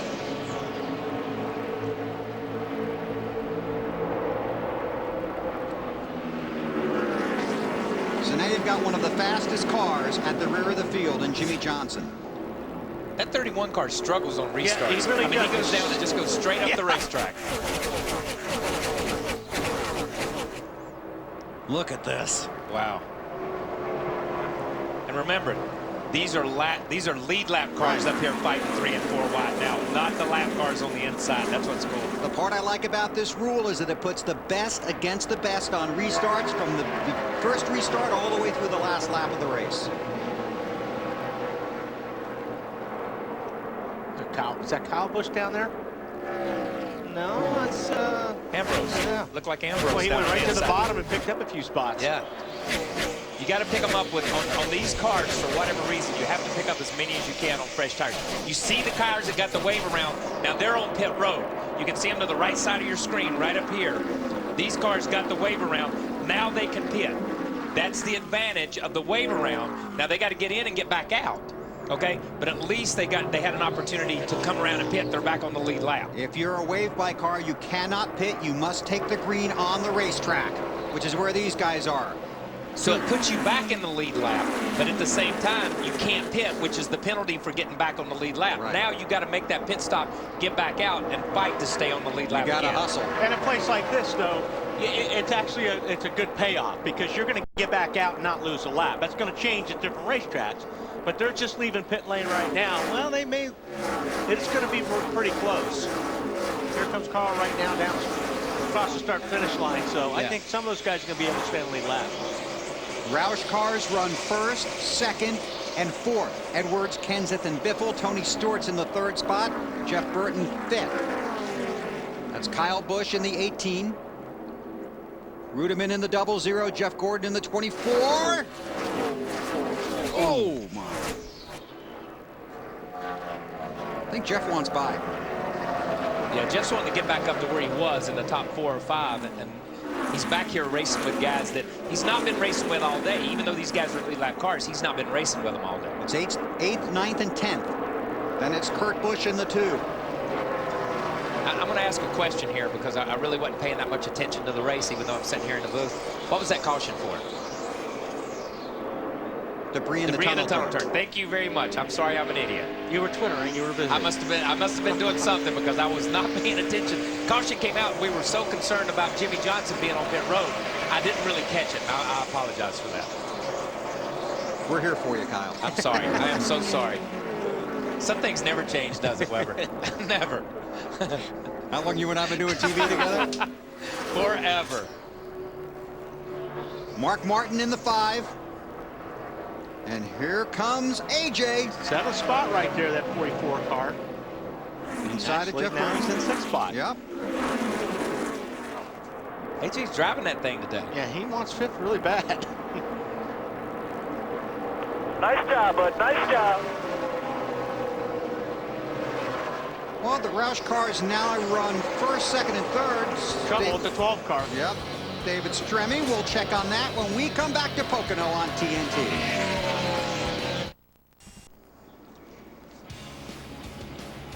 We're back at Pocono. We're under our 4th caution, and here is why.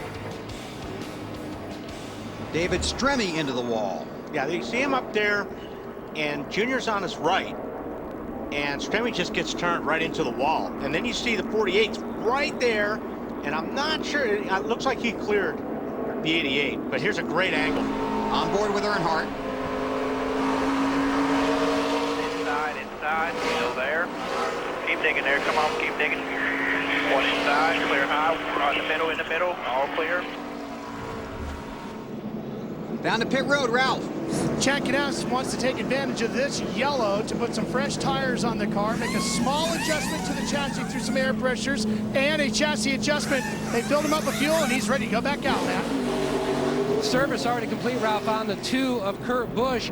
The previous stop, they put a spring rubber in the right rear and made a wedge adjustment. Too tight, still too tight that run. So they brought him back again, made an air pressure change in the right rear. Marty. Matt Kyle Busch already gone. 2 tires for the M&M's car. He said his car a little bit too tight up half around the track bar. He said, I think it's worth it right now for 2 tires and a little bit of help with the chassis. Most of the leaders at the front of the field opted not to come down pit road. Carl Edwards leads. Will reset the running order when we come back to Pocono. This is NASCAR on TNT. For contact with the wall by David Stremme. Dale Earnhardt Jr. Again, here's the replay of Stremme getting into the wall. Yeah, and I think a lot of this, my opinion, is that the 88's frustrated right now. And he could have cut the 12, a little bit of slack right there. All he had to do was get out of it just a little bit and avoided that. And the reason why the 88 is frustrated is because he blew his pit stop. Now, this is on lap 105. Sorry, right. Wally. Comes down in, and he smokes through the pit stop. He gets a car up against the wall. This put him in a situation where it put him further back in the pack, as well as the 48, when they had their mistake, it got them in a situation where it put them in the back, and things happen back there a lot more than they happen up front, and it could have taken both these cars out. Yeah, you make things happen when you're up front. You just react. You see the pit crew guys, man, they're hot right here. You know, because they're doing the best they can, and Junior just smokes in, doesn't see where he's supposed to be, slides through the pit box. But we've seen that numerous times this year. Let's be honest about it. Yeah, let's be honest about it. But he put himself in a position where he gets into Stremme. Then at the same time, the 48 cars had his trouble, like Wally says. My God, that could have taken out half the Hendricks organization right there in one wreck. And really, the moral of the story, since we say this all the time, you can't, if you make one mistake during a 500-mile race, it can take you not only out of contention and winning, but out of the race. And there's an example where we see the 99 make a mistake, and they catch a lucky break. Yeah. These guys make a mistake, and they got a lucky break too, because neither one of these cars were taken out of the race, but they were in a position where it could have been catastrophic. Ryan Newman and David Stremme too fast on pit road. They'll have to start at the rear of the field. Fans, Off Track with Tony Stewart, presented by Armor All, is an exclusive video series that puts you behind the scenes with racing superstar Tony Stewart. To watch now, go to NASCAR.com/ArmorAll. Tony runs in the 4th position. Okay, I need another stupid question answered. Come on. All right. Did they fix Ryan's car? We've had 2 cautions. Did they change carburetors, or what did they do? I don't really know what they did. We're going to get that. They have. Ryan Newman made numerous stops on pit road. We got that report from pit road, and we'll get you that after they go green. So I didn't miss that report, is what you're saying. You didn't miss it. I didn't miss that. You just weren't listening when they were talking. Those little voices you hear in your head, some of them are actually important. They're all talking to me, but I don't pay attention to half of them. Double file restart shootout style. All the lead lap cars up front. Carl Edwards is the race leader. He's got a couple of teammates around him, and Tony Stewart. And you see Carl move to the inside there to help the 17 car, his teammate, instead of staying out in front of Tony there. That's all the Roush cars down that side. 3 Roush cars in a row, but now they're 3 wide through 1. Here comes Mark Martin again in the 5. Matt Kenseth in the 17, the DeWalt Ford, inside of his teammate, and here comes Tony Stewart in the 14. Kenseth leads Stewart to 2nd. And Tony takes advantage when the 99 has to check up there to let the 17 go, but that's the crossover move. That's as a standard move right there. You check up a little bit across the tunnel, then cut back under the guy when you come off the tunnel. Edwards back to 2nd. Then it's Stewart. Mark Martin is side by side with Greg Biffle. Martin in the 5. Yeah, Mark got down there. He was trying that bottom line, and might work against him a little bit. He's got a couple of guys lined up on the outside of him. I think that was AJ, the 44 car. Yeah, how about that? AJ Allmendinger. Pack right there. Look at this mess.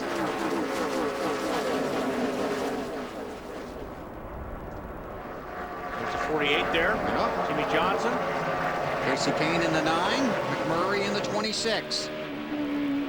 On board with Johnson, looking back at Kane, and Martin Truex Jr. in the 1.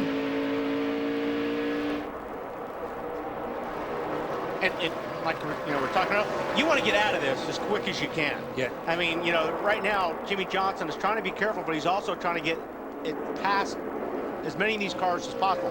Down on the low side. Yeah, this is the most cars Jimmy has seen in front of him all day long. Right. You know what I mean? He's been in a position where he's had clear racetrack or at least 1 or 2 cars in front of him.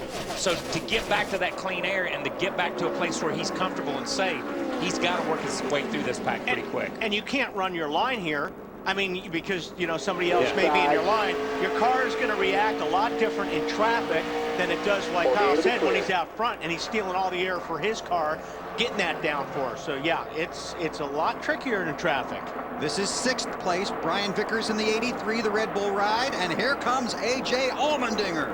Back with the crossover again. These 2 guys are having a good run today. Both these guys deserve a good run and need a good run, but both cars are running good today. Ralph, how about that 44 machine? Oh, you guys are right. He has been driving the wheels off of that thing. At one point in time today on the radio, he said, I'm literally just hanging on. Ryan Pemberton and the crew have been doing everything they can to give him something to work with. They've gone up and down on the setups. They're finally just getting that thing to where they think he can actually drive this car. See Ambrose there in the 47 car. He's right up there, 8th spot. Oh! Right up there I in don't know if he's 8th. going to stay 8th, but he got up there anyway. And I'm going to knock 9th, 10th, 11th, and 12th out of the way.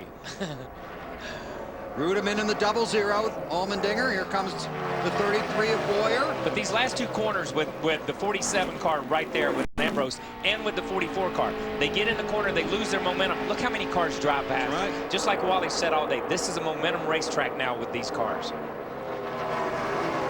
The 33 and the 31 are teammates.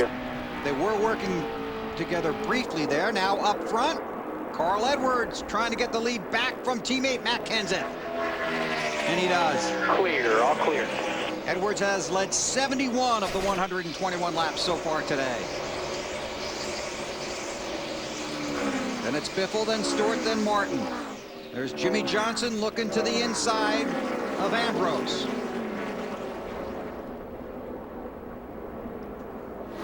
Jimmy Johnson has gained 12 positions since the restart, and that's 3 laps ago.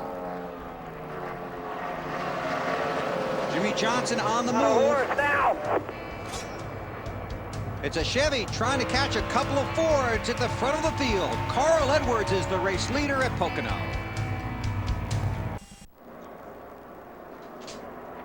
.124 of 200 laps are complete at the Pocono Raceway in Pennsylvania. Carl Edwards is the race leader by 1.2 seconds over Matt Kenseth. Then it's Tony Stewart from 43rd to 3rd. Biffle is 4th. Mark Martin is 5th.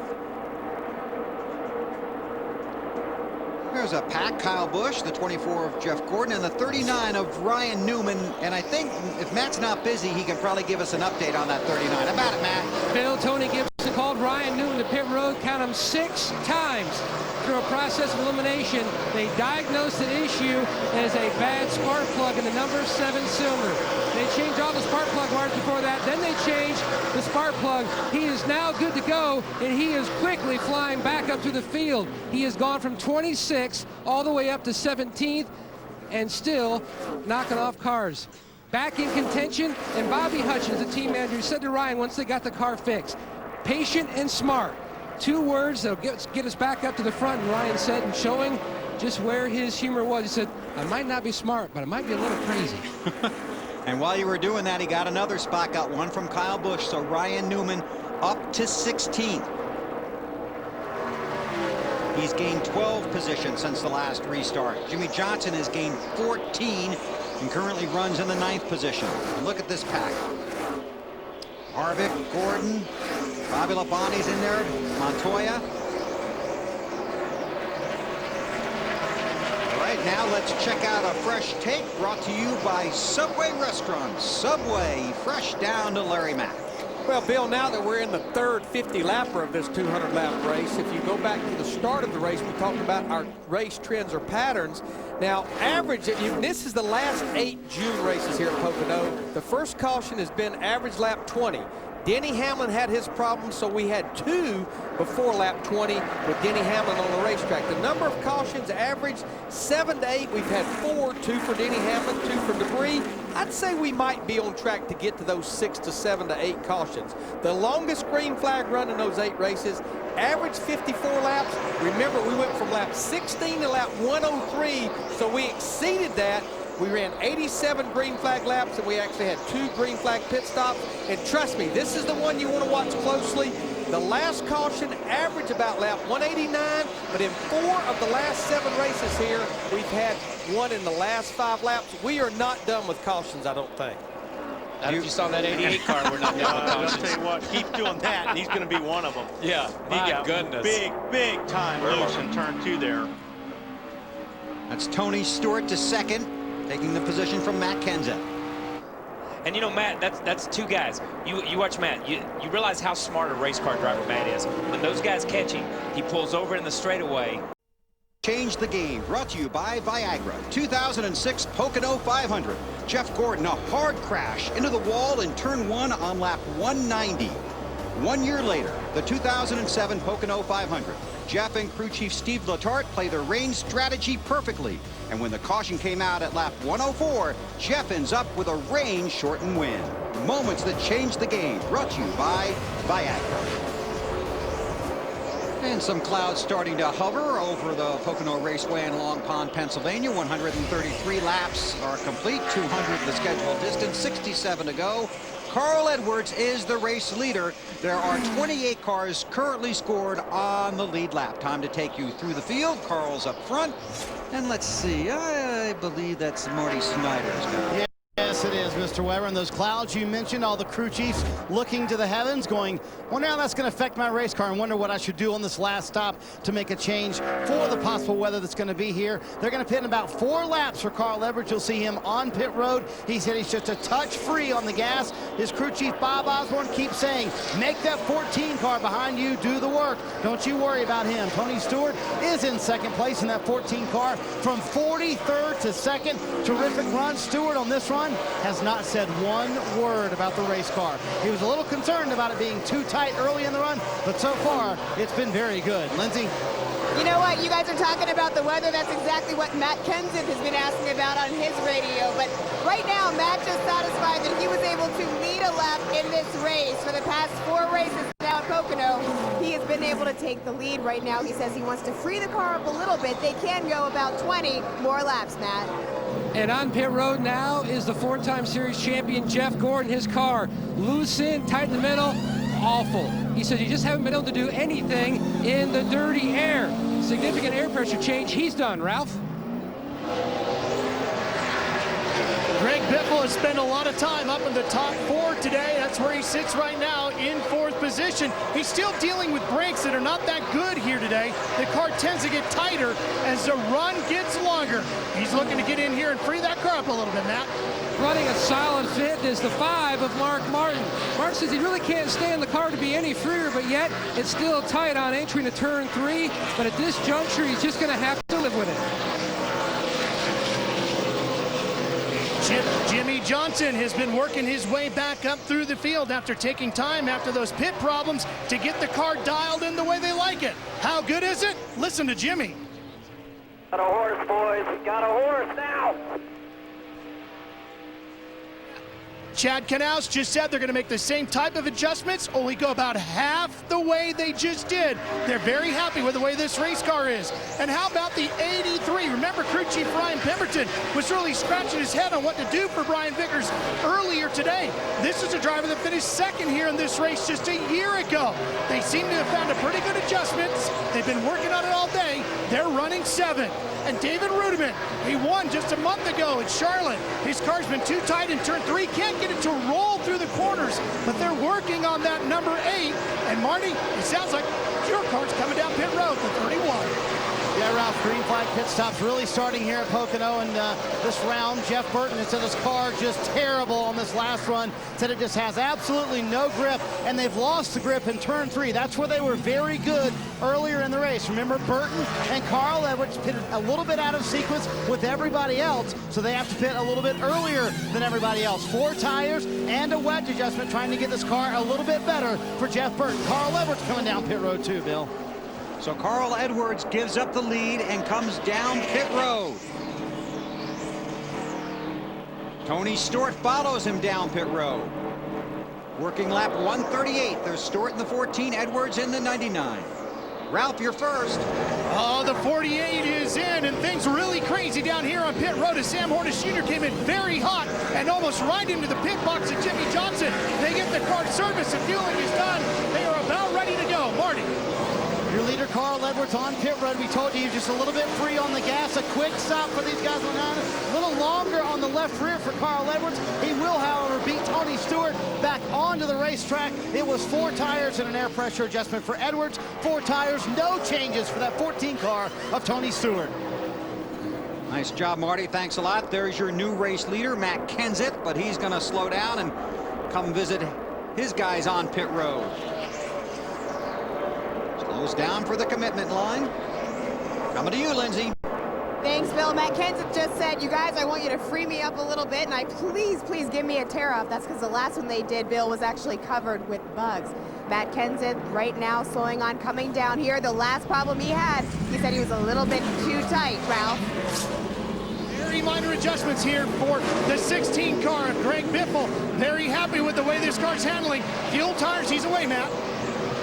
Significant brake dust off that right front when they pulled that wheel off. No changes for Mark Martin. The car is good. We told you before, he just wants to live with what he's got. Marty. Oh, Matt, so much going on right now. Green flag pit stops, weather conditions changing. Crew chief's talking about that. How do they make that work? Kyle Busch and his car is just no grip off the corners. Hits the gas and wants to kick sideways. Casey Kane leaves pit road behind him. His car has come to life. Much better than it's been early in the race. He's racing towards the top 10. Kyle Busch leaves pit road as well. Boy, we have seen a lot of crews make their cars better today, including this one, Ryan Newman, who is now scored as the race leader, but he's going to slow and come to pit road. We can tell you that for the 2nd time today, Michael Waltrip spun trying to get into his pit stall. He has since been serviced and returns to the track. Ryan Newman headed for his pit stall. Matt, you got it. Bill, what a rebound for this 39 team. Like their sponsor through much of the year, Army Strong. Different colors here today, but boy, they are sure looking strong rebounding. Too tight in general was the complaint for Ryan. An air pressure change in the right front for the 39. Let's go up pit road to Lindsay. Matt, the 42, Juan Pablo Montoya said his car has been an absolute handful all day. He was complaining about it being tight. At one point, it was loose. You see them giving him 4 new tires. They made a chassis adjustment, and they're just hoping that he can gain some ground. Thank you, Lindsay. Jamie McMurray now scored as the race leader. McMurray has not pitted. Elliott Sadler has not been to pit road. Casey Mears has not pitted. They're scored as the top three right now as we cycle through green flag stops with 60 laps to go. McMurray coming to you, Lindsay. Yes, he is. Jamie McMurray, also one of the guys who was asking to be freed up. Jamie had said at one point earlier this morning that he felt like this was the best car that he's ever had to bring to Pocono. They have not had success here in the past, but you see his crew right now giving him 2 right side tires. The question for Jamie right now is gaining more track position. There you go. It will be 4 for Jamie, some fuel, and a chassis adjustment. And McMurray returns to the race. Elliott Sadler now scored as the race leader. There's his Best Buy machine. Got an update on the 48, Larry? Yeah, well, to some degree, Bill. If you look at Elliott Sadler and Casey Mears running second, they pitted under that last caution about lap 115. Right. But remember, Jimmy Johnson, the 48, Kyle Busch, and Casey Kane, as well as Jamie McMurray, they all pitted on that caution as well. So what those guys were forced to do when all those leaders came to pit road, Bill, they had to come with them, because the worst thing in the world that can happen to you at a track this size is for the leaders to pit, you're still out there and get a caution. That's going to put you in big trouble. So that's the reason those guys were forced to short pit and to come with the leaders. But for most everybody now, it's a one-stop race. With 59 to go. Johnson is currently scored in the 8th position. Sadler and Mears, as Larry just pointed out, pitted on lap 115. After those 2 cars on the track, it's Carl Edwards, Tony Stewart, and Matt Kenseth. Biffle, Martin, Johnson, Vickers, David Rudiman in 10th. But Elliott Sadler right now with the race lead.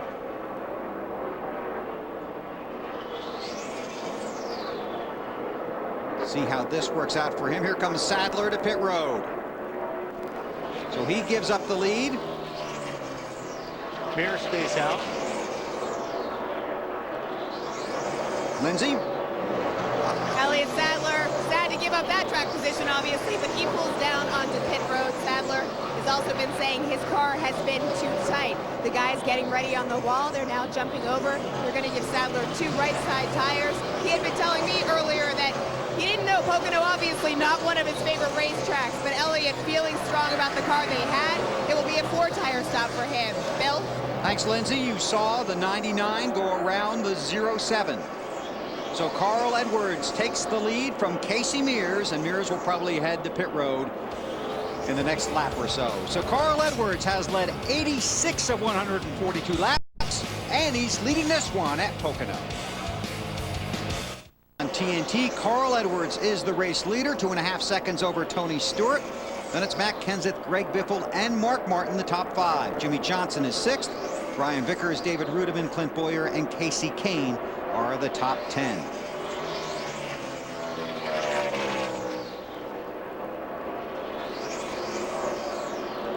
Now there you see the 55 of Michael Waltrip. He's had some issues on pit road, and Kyle, you want to walk us through a few things? Yeah, he had a couple of issues on pit road. The first one we called when he started down pit road. You see the 26 car coming in, and I want to explain something here. Watch the 26 right front. See how it locks up. He's got his brakes adjusted to the front. And that's what happens when the car gets slow and you apply more brake. You see the 17 car come down. He hits his brakes, the rear tires lock up. He's got more rear brake. Michael, when Michael pitted this last time, he comes down pit road, and as he exits pit road and comes in, you can see from our animation here, as he comes down pit road, as he gets on the brakes, he's riding the brakes, hits them hard, turns in, too much rear brake, the car spins around. That's twice that too much rear brake has caused that accident. It's not about Michael's driving ability. It's not any of that. He's just got his car adjusted for the racetrack and not for pit road. And when he goes to him hard, it just gets out from under him. That's our Race View 3D animation replay. Get that feature and more from NASCAR.com's Race View.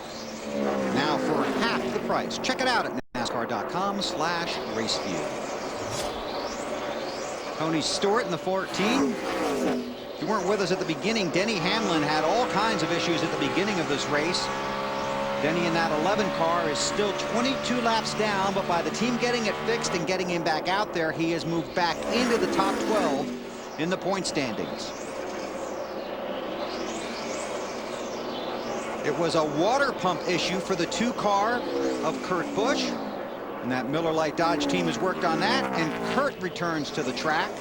And he has scored 17 laps down in the 37th position. Kurt fourth right now in the championship standings as the cars run on the track.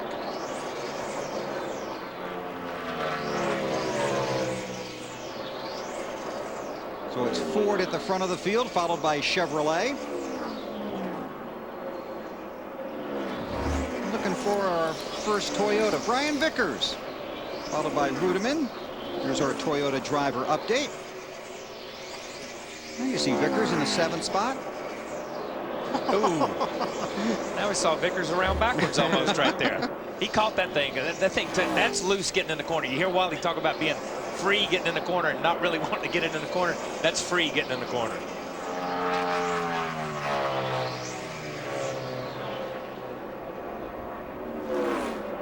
Another Toyota. Saw Kyle Busch runs in the 16th position. And this track has not been very kind to Kyle, and he's not having a real good day today. Take a listen.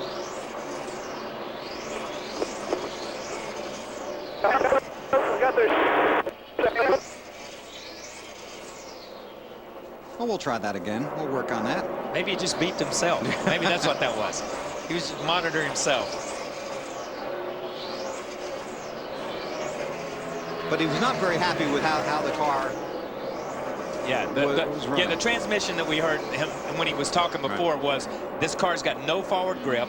I've had it. I didn't have it last week. I didn't have it wherever we were the week before that. You know what I mean? Basically, he couldn't. He's so frustrated he can't even remember the last 3 races we run. But the good thing is he's got a lot of horsepower. Got tons of horsepower. He just can't get it hooked up. And the funny part is I can't get it hooked up, but I've won more races than anybody else this year.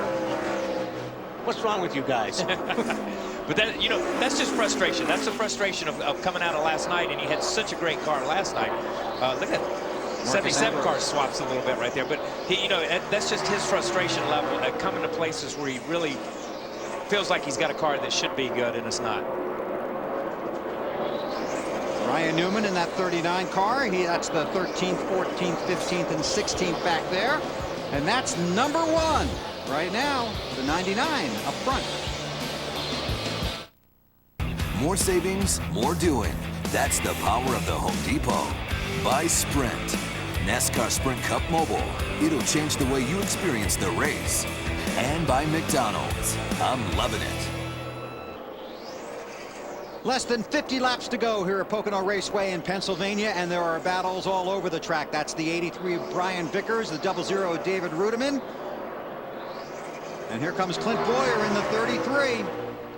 That's Casey Kane at 10th too. Yeah, he's catching his crowd. The 83 and the 00 were side by side right before we went to this shot, which allowed Clint to jump up in the middle of him. So that, and you see that all the time. You get 2 guys, you get to dicing with 1 guy, and there's nobody in your mirror, and the next thing you look up, there's 20 guys waiting in line to get by you. That's 7th, 8th, 9th, and 10th on the track. Chasing Carl Edwards, who has a 3.8-second lead over Tony Stewart with 46 laps to go. Vickers has had a good run. This is another good run for Rudeman, who got the win at Lowe's Motor Speedway. And a strong showing for a Childress car with Clint Boyer in the seat. You know, they call Rudeman the franchise guy, okay, and he's the franchise. The franchise means they can build something on this, and he is building a great foundation for Michael Waltrip Racing over there that they can move forward with. What are you working on, Larry? Well, I've been watching Clint Boyer in this 33 car, and of course, you know, they started the season out so strong. When they finished 5th at Martinsville, they were 2nd in the points. Their best run since Martinsville was last week at Dover when they finished 11th. Well, Kyle and Wally will relate to this. NASCAR has a random inspection car, and it just happened that it was the 11th place car last week after Dover, which was a 33 car. NASCAR took this car from Dover. This team did not get this car back until late Tuesday afternoon. This is the same car. They turned it around in about a day and a half and brought it right here to Pocono. Sometimes what these teams do at the shop is just amazing. Getting the cars prepped, and a good example this week is certainly Tony Stewart's guys. Yeah, they had a great backup. But, you know, a lot of times, too, and Kyle knows this, I mean, even though these cars have to fit a template, and yeah, they're almost exactly the same. You're always going to get in a race car that feels better than the other cars. And it's like anywhere you take that car, it's a top 10 car or a top 5 race car. And even if it's not, in your mind it is, which makes you drive it, work on it, and everything you do with that car you handle different. You just get favorite cars. I'll tell you who's got a good car today is Carl Edwards. This is the 8th time Edwards has led 95 or more laps in a race, and in the previous 7 he has finished the day in victory lane. He's 3.5 seconds ahead of Tony Stewart. Coming out of turn 3. And these guys are all of them are turning right a couple of times in the middle of a corner. They're saving all in the race car. Yeah, they're all driving. You know, before we went, 64. and that's a lap time, and he gives it to him. 61 behind. I walked on somebody. Yellow's out. Caution for Yellow's debris. Out. That was me. I was getting ready to tell you it was coming. Debris over here, 3 and 4. Rodney Wise, Rick Monroe in the flag stand for NASCAR. So 43 to go. But you heard that was interesting. He said 61, he said somebody walked on me, and Carl said that was me. I was getting ready to tell you that there was debris in 3 and 4, or up here in 3. So that's pretty cool that, you know, these guys that saw it and they called it. Lucky dog goes to Michael Waltrip. So he will come around and be the 28th car on the lead lap. 5 cars are out of the race. Carl Edwards is the leader, then Tony Stewart, Matt Kenseth, Greg Biffle, and Mark Martin. And I want to say something about the lucky dog and that kind of thing. We've got more cars on the lead lap now than we normally would have under the old rules. That's right. All right, we'll see what happens along pit road when we come back. Welcome back to the Pocono 500. Pit stops are underway. Greg Biffle has no brakes. He's loose everywhere on the racetrack, and he told his crew chief, Greg Irwin, if you can change it, I need it fixed. Outside of that, everything's great, Matt. No changes for the 5 of Mark Martin. His teammate Jeff Gordon stayed out because he senses rain in the area. To Lindsay. Matt, you just saw Matt Kenseth come off pit road. His best finish here at Pocono was in 03, the only one of his Roush teammates to have a win. They gave him a track bar adjustment, 4 fresh tires and fuel, Marty. Quick stop for Carl Edwards. The car was a little bit loose on throttle, quarter round in the left rear to tighten him up, but a quicker stop for Tony Stewart and his crew. They win the race off pit road. 4 tires, no changes for the 14 team, and rain starting to fall just a little bit here, Bill. You know, you want to be careful who you're racing off pit lane to get the lead. Or no, I guess you do get your choice. But you get your choice. You get your choice. Yeah, you get your choice. The first 2 guys get their choice. But yeah. If you're third or fourth or fifth, you want to be on the outside. If you're 5th or 6th, let that guy have that position. If you want on the outside, who cares? It's one spot. And a driver's going to need a lot more help with that. Than, a lot more help. A lot more help. But still, that's a great shot right there. Difference. You saw how all these guys come into their pits and where they're at in their pit box and how they exit. See the 99. Tony just rolls off the end of pit road. And again, qualifying here was rained out. The field was set by the rule book, so that put Tony Stewart number 1 in points. First on the grid, he got to make the pit stall selection, even though he lost a car in qualifying. That pit selection just helped him there. Little bit of light rain, but a little bit of blue sky too. Under caution at Pocono, just 41 to go.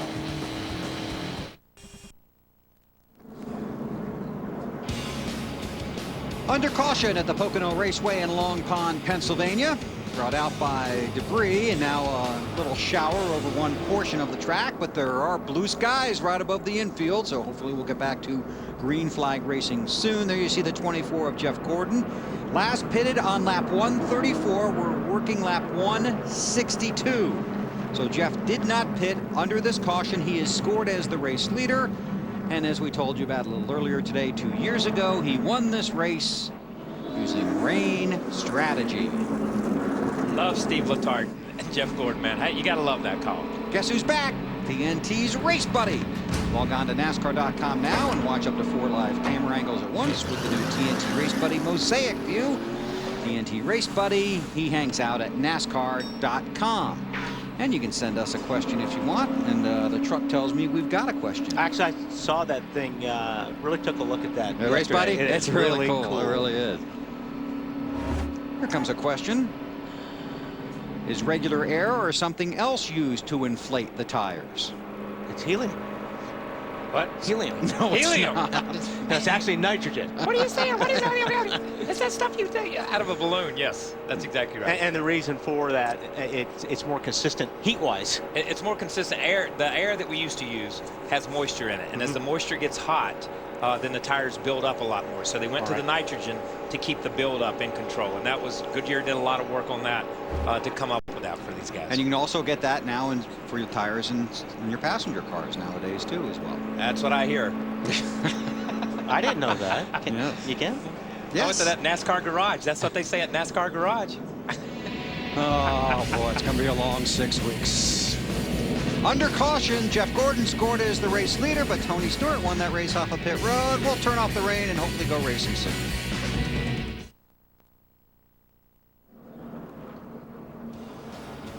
Hey, look at that. The sun is shining on the Pocono Raceway in Pennsylvania. The field got 2 to go last time by the starter's stand. There is your race leader, Tony Stewart. Jeff Gordon has been to pit road for service, so he gave up the lead, and he will have to restart behind the cars that are not on the lead lap.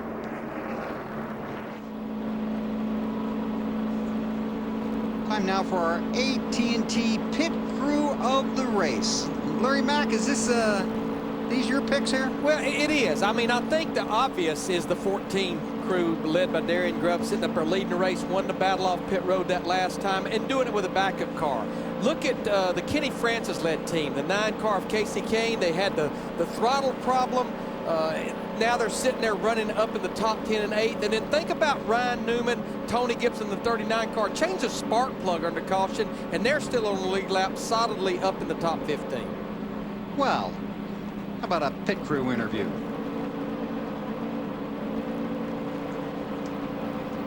Marty. Well, Bill, let's talk to the man who got his car out front. Darian, first of all, how worried are you about fuel? How short might you be? It's going to be really, really close here. I'm not the man that got him out front. It's that pit crew out there. It's been working so hard all day. Got him out front. We're going to be really, really close here. I think we might have another caution, another little sprinkle here in a few minutes. That's what we're going to hope for right now. How much are you watching the radar? And let's talk about this crew and Tony today. It's been a very calm pit crew today, and Tony's been very calm on the radio as well. It's been a very methodical march to the front.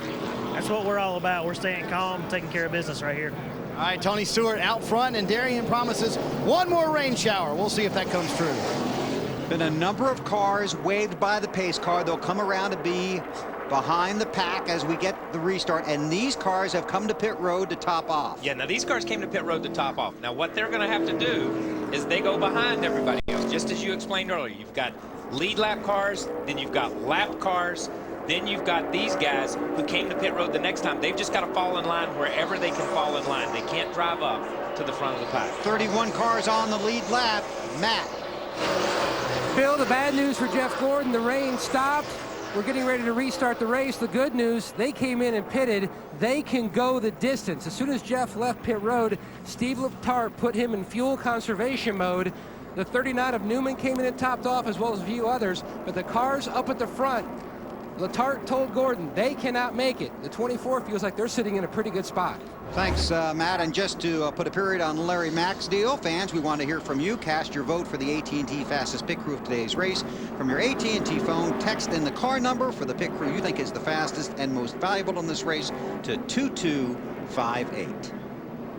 Michael's pit crew was pretty fast. They've had to dodge him twice on pit road. Don't think that's and what everybody else around. And everybody else. Pretty fast. I give that group a score right there. Brand new double file restart shootout style. The leader of the race is Tony Stewart in that red Office Depot car. He chose the outside lane at his leader's choice. It's all lead lap cars in the front, then the cars not on the lead lap, followed by those that have been penalized, and the wave by cars, and the guys that pitted off of their scheduled lap. Here we go. 35 laps left at Pocono.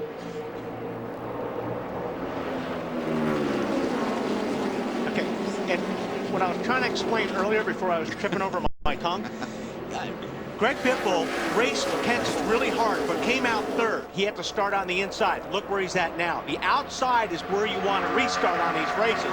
He's just lost 4 or 5 positions, and that's what I was trying to say earlier. You got to be careful when you're racing off pit lane, because if the outside line is better, let that guy go so you get that outside lane. But and we were talking about it too. But you know how race car drivers are. Oh, there's a car in front of me. I got to get by. I got to get by him. Biffle in that 16 3M Ford right behind Mark Martin.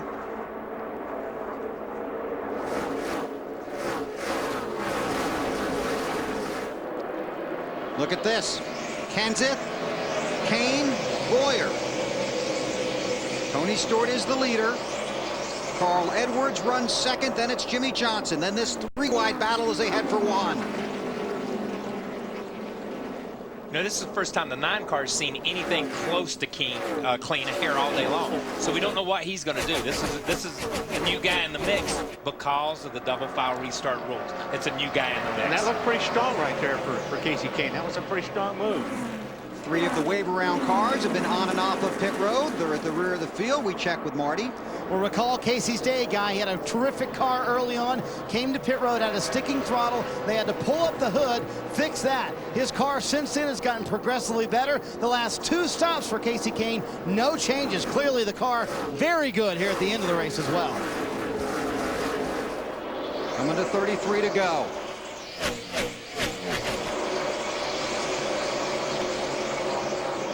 Yeah, there are 2 hungry drivers at the front of this field. Tony Stewart, Carl Edwards. Yeah, and you can't. This is part of right now. You can't be saving anything. You got to give it everything you have. 33 laps to go. And there is some weather in the area too, so you definitely want to get to the front as fast as you can and then stay there. Jeff Gordon trying to work his way through the field after coming to pit road.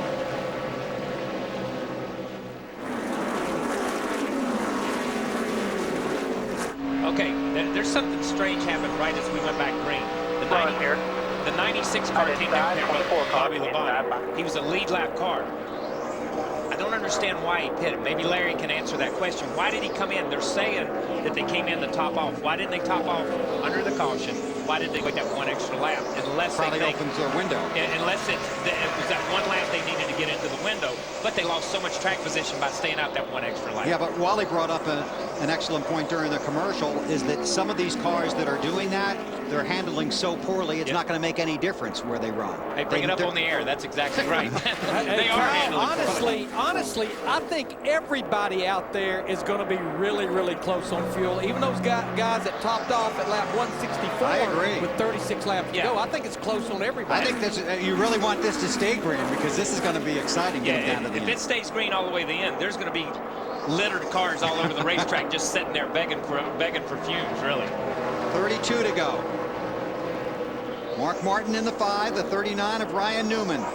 Then Ruderman and Truex Jr. That's 9th, 10th, 11th, and 12th.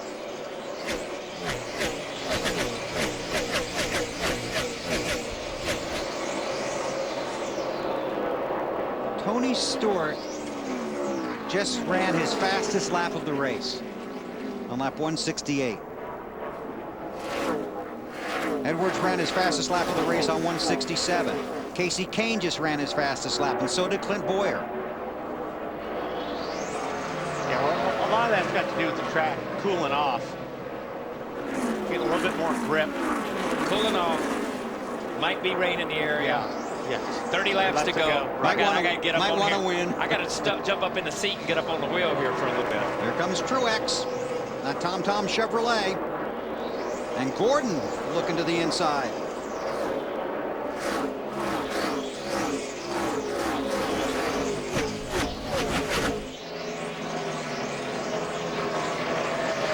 Battling with that M&M's Toyota of Kyle Busch.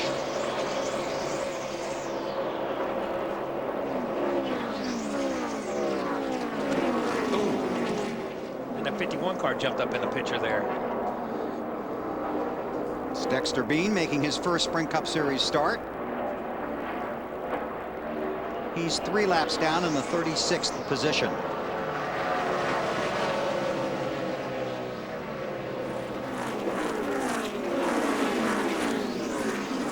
We've reached the 30 to go mark. Up front, it's Tony Stewart. Boy, Carl Edwards trying to rope him in.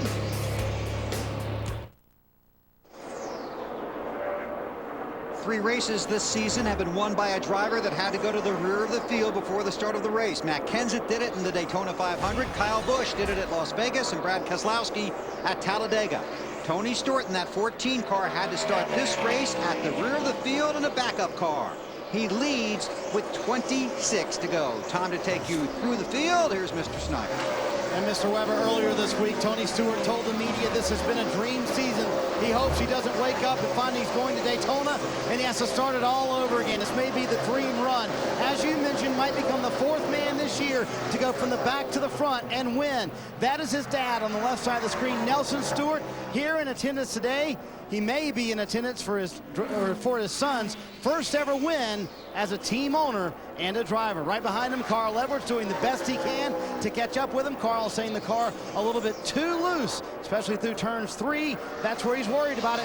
Edwards 4 laps short on fuel. Stewart, however, a little bit closer on fuel. They may make a gamble. Casey Kane's car has absolutely gotten so much better and come to life here in the last little bit.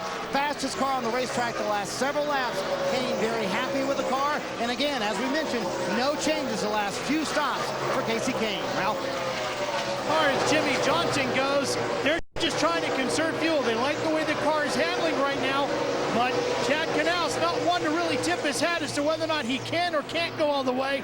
The one thing he will say is he needs Jimmy to save as much as he can. Now, Boyer in that 33 car, they're trying to save. They don't think they have enough to get to the end, but this is a driver who traditionally is very good here in the final 10% of the race. In the last few years, he averages picking off 6 positions in the final 10% of the race. This is where he comes alive, Lindsay. You know, Ralph, Matt Kenseth, the father-to-be right now, has slipped back to the 6th spot. He says, I've given it every single thing I have. However, I don't have any rear grip. He also says his car has gotten too loose. They last pitted on lap 158, so they're going to be about 10 laps short, Ralph. Greg Biffle's car was way too loose. They put the setting back to where he likes it, so the car is handling okay. Now it's a question of fuel. They feel like the 16 is going to be right on the edge. If Greg can work that throttle enough, Matt, and save a few ounces, he might make it to the end. If you're a Ryan Newman fan, today has been an e-ticket ride. He started 5th. Then he fell outside of the top 25 with a broken spark plug. 6 pit stops. They got the car back in contention. Then Tony Gibson called him to pit road under the last caution to top off. At this point, Tony Gibson says it is too close to call. They are right on the line of making it to the distance. So there may be a Stewart-Haas car in victory lane, and it may be the 39. Ralph? Well, David Rudiman used rain to help get the win in Charlotte at Lowe's back in May. He might be using fuel to get a win here today.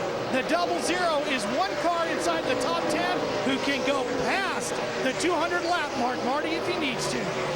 Martin Truex Jr., however, Ralph, not so sure about that. Very close on fuel. Probably did not have enough to make it all the way, but the car much better in the second half of this race. They really battled a very loose race car early on. They've worked on it every stop and have gotten much better.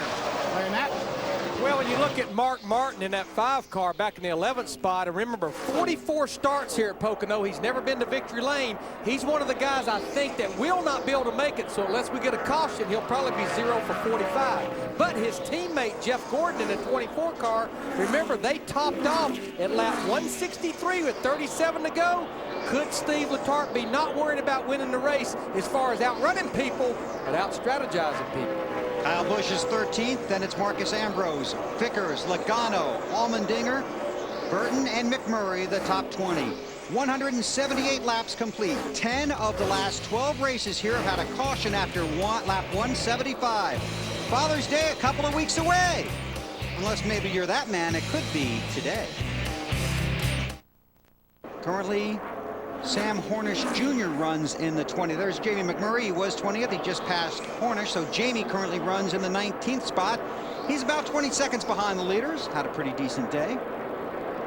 I'd like a little better finish. Behind him, there's Sam Hornish Jr. Kurt Busch gave him some kudos yesterday, saying Sam's really coming along and really contributing to the information the team's able to gather at the track on race weekend.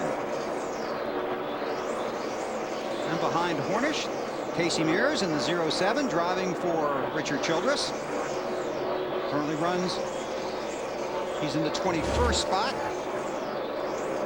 And behind him, you'll find his teammate Kevin Harvick, a couple of Richard Childress Chevrolets running 21st and 22nd. Man that's really struggled with his car all day is right behind Harvick as we ride with Kevin right now. There's Harvick, and behind him, running 23rd on the track, is Dale Earnhardt Jr. And I'm going to chime in here. If you guys at home have seen some of the in-car stuff that we've seen from this car, it's a miracle he's still driving. This thing took off. They made one adjustment somewhere that has just taken them out in left field, and they have not been able to get back from about the halfway point. Had a top 10, top 15 car right in that range, 13, 14, 15, kind of like Dover, but just took themselves out. Just had his hands full? Hands full, man. It just looked like, earlier it looked like he was loose end, and it just seems like, and I'm watching his hands, it's almost like he's afraid to turn the wheel in the corner, so it's probably still loose end. Yeah, he's being incredibly careful when he gets into the corner. And then a lot of times like that, it just takes off and it'll go up a car length. It took off there just a touch. But down in 1 and 2, he's been up in no man's land. He scored in the 22nd position. Behind him, Michael Waltrip in the 55 car is racing in the 23rd spot. He's had a couple of issues on pit road, but Michael got the lucky dog. He is on the lead lap. In the 24th position, Bobby Labonte. The Ask.com machine. And Bobby's in this position because he stopped and topped off. So let's be clear about that. You know, he's not been running in this position. He's run better than that. But when they went green, he came straight down pit road, which was legal because he is a lead lap car. If he was a lap down or more, I'm not sure that's legal. I'm not sure exactly what that. I know if you're a wave around car, that's not legal. Right. You got to take the green on the race track. But for Bobby, it's a legal move, and he's hoping they go green to the end and he picks up some spots. Reed Sorensen stopped on lap 173 in that 43 car. So he would definitely be able to reach the finish. Yeah, that's all. A lot of these guys back here that we're talking about, like Kyle said, that they're hoping that 15 guys run out of fuel. That's a lot of hope. Yeah, they're going for the finish. They're not going for outrunning anybody. They're going for the finish. And you know, man, a trophy through strategy or a trophy through outrunning, still a trophy, man. That's right. Still a win. So, and after Sorensen, it's Elliott Sadler. Brian Vickers has really fallen off the pace. Had to come to pit road on lap 181. And David Reagan and Kevin Harvick has slipped back all the way to the 29th position. Some of these guys aren't waiting. Mark Martin. Smooth here. Nice and smooth. 47. Ralph's already there with the 16. Well, the 16 is in to take fuel on with that car. They weren't sure they could go all the way. They thought they were going to be a little short. He's got 2 tires and a quarter round to the right rear, Matt. Alan Gustafson's worked over his Larry McReynolds signature calculator, burned it up, and it told him he was 3 laps short. Right side tires only to top him off. Chassis adjustment, service complete. Marty. Kyle Busch hitting pit road, Matt, and it's been a long afternoon for him, dealing with a very, very loose race car. They knew they had to top off, so when everybody else started coming, they decided to come as well. It'll be fuel and an air pressure adjustment. 2 right side tires only for Kyle Busch. This happening with 15 laps to go. 185 laps are complete. Tony Stewart is the race leader.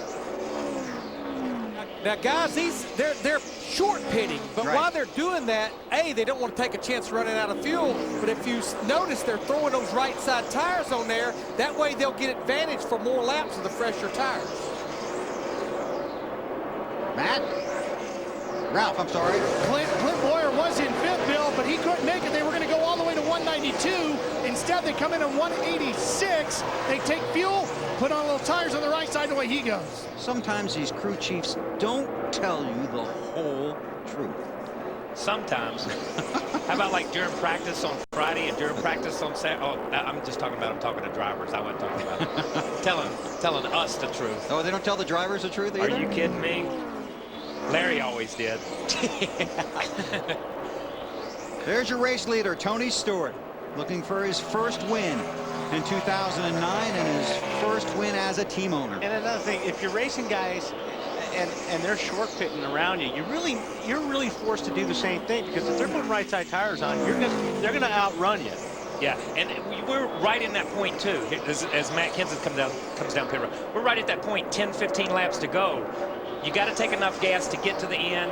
You might as well put some tires on them. These guys that wait until 6, 7 laps to go, they're going to gas and go. They're going to spend time. Yeah, guys, to follow up on Kyle, here is the 17. He just came into his pit box. He was saying, please, guys, give me some more tires. He was begging for them. He said the 33 and 16 are going to straightaway us. They gave him 2 tires and fuel, Matt. The 88 of Dale Earnhardt Jr. slides to a stop. Jr., much of the afternoon, his biggest complaint, just no grip. You can see him put the car in gear. He's down and away. Oh, that's good hustle by the tire changer there, getting out of the way. And I'm looking at the board here. 3 laps ago, Bobby Labonte was 26th. Now he's 16th, and he doesn't have to pit. That's right. So that strategy is playing out for the 96 car right now. Bobby Labonte last pitted on lap 165. Stewart continues to lead. He pitted on lap 159.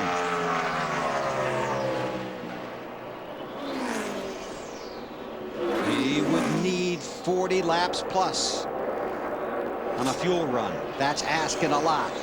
Take a quick break. Come back to Pocono on TNT.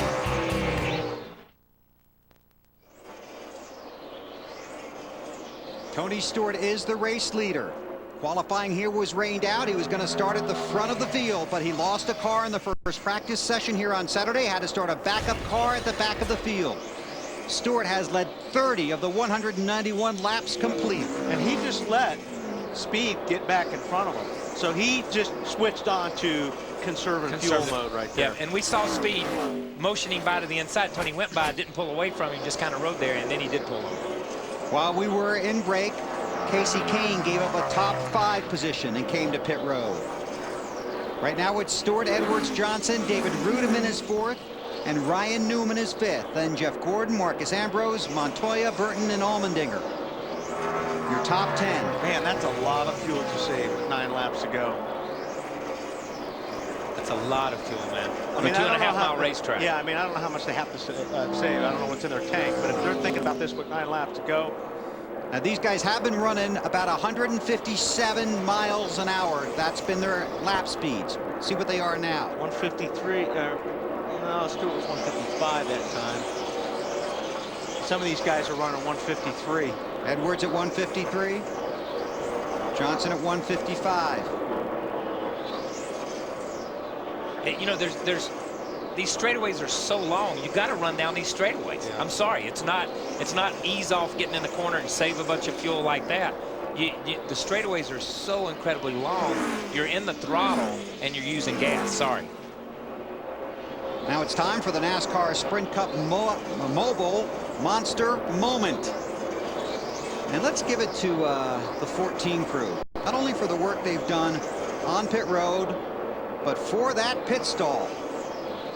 And that got Tony Stewart out front, beating Carl Edwards off of pit road and giving him the lead.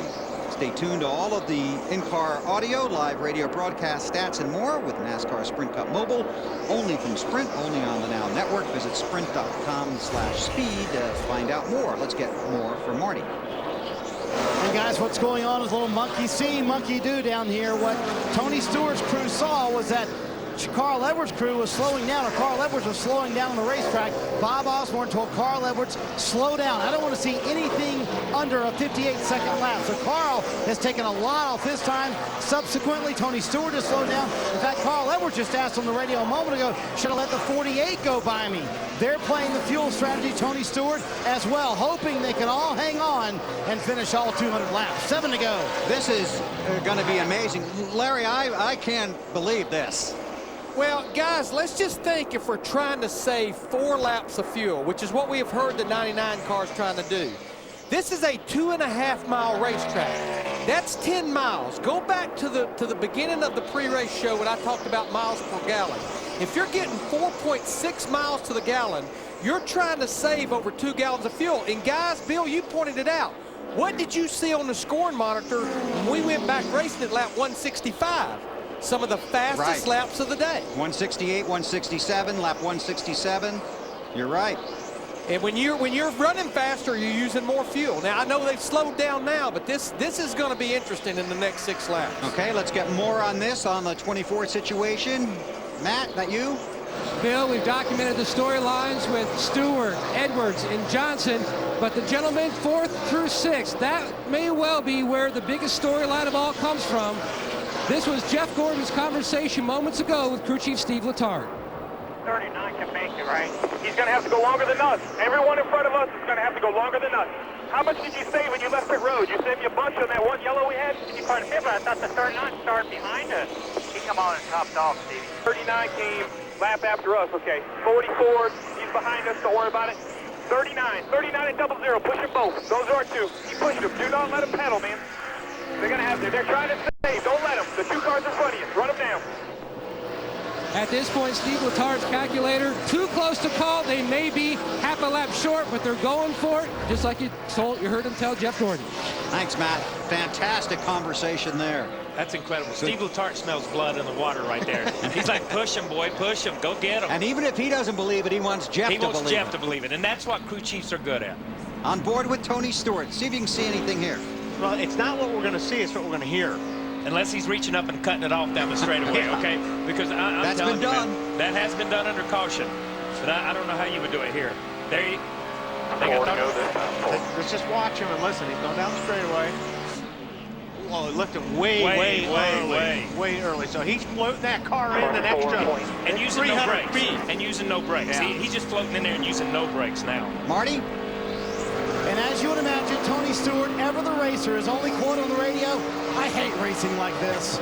Yeah, he won't hate it if he ends up in victory lane. No, but it's incredibly hard to break that rhythm this late in the race. His rhythm has been to certain marks, just like Wally talked about earlier. There's marks on the racetrack you want to get to. His rhythm has been within those marks. When you get yourself out of that rhythm, it's hard sometimes. It's very hard. It's hard to drive a race. It's hard to drive a race car, not 10/10ths. That's right. When you got to back off and you got to run 75%, it's very hard to do. You lose concentration. You're so used to just busting on that thing every single lap. This is great. He's using no brake. Watch his brake thing, man. I mean, he's letting off going into turn 3 over there with nothing. Casey Kane just ran a lap of 159.6. Stewart was 5 miles an hour slower than that. Hey, Bill, what does Tony Stewart and Darren Grubb actually have to lose? You would say, well, they're the points leader. Exactly. The way the chase is set up, right now they have a 317-point cushion to play with. Why not roll the dice and go for it and try to get those 10 bonus points? Yeah. It doesn't matter how fast some of these guys are running. They're 30-some seconds behind. Right. They ain't going to make up 30 seconds in 3 laps. But it gives you an indication of how much Tony's letting off. Look at that. Look where he lets off, man. He's halfway running the short shoes.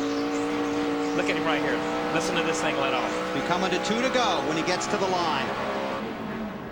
Wow. And you're saying he doesn't have to use the brakes because he's going 20 miles per hour slower. Yeah, he's going so slow in a straight line, but he's rolling through the corner almost faster than what he was. Last owner driver to win a race, Ricky Rudd at Martinsville in September of 1997. And you're looking at your fuel pressure gauge right now more than you're looking out the windshield. You're just watching that needle, hoping that it's not going to dive. But you're looking at it, not wanting to look at it. You don't even want to glance over in that direction, man. Less than 2 to go. Edwards is 4.4 seconds behind, running about the same speeds as Stewart. All clear, 48.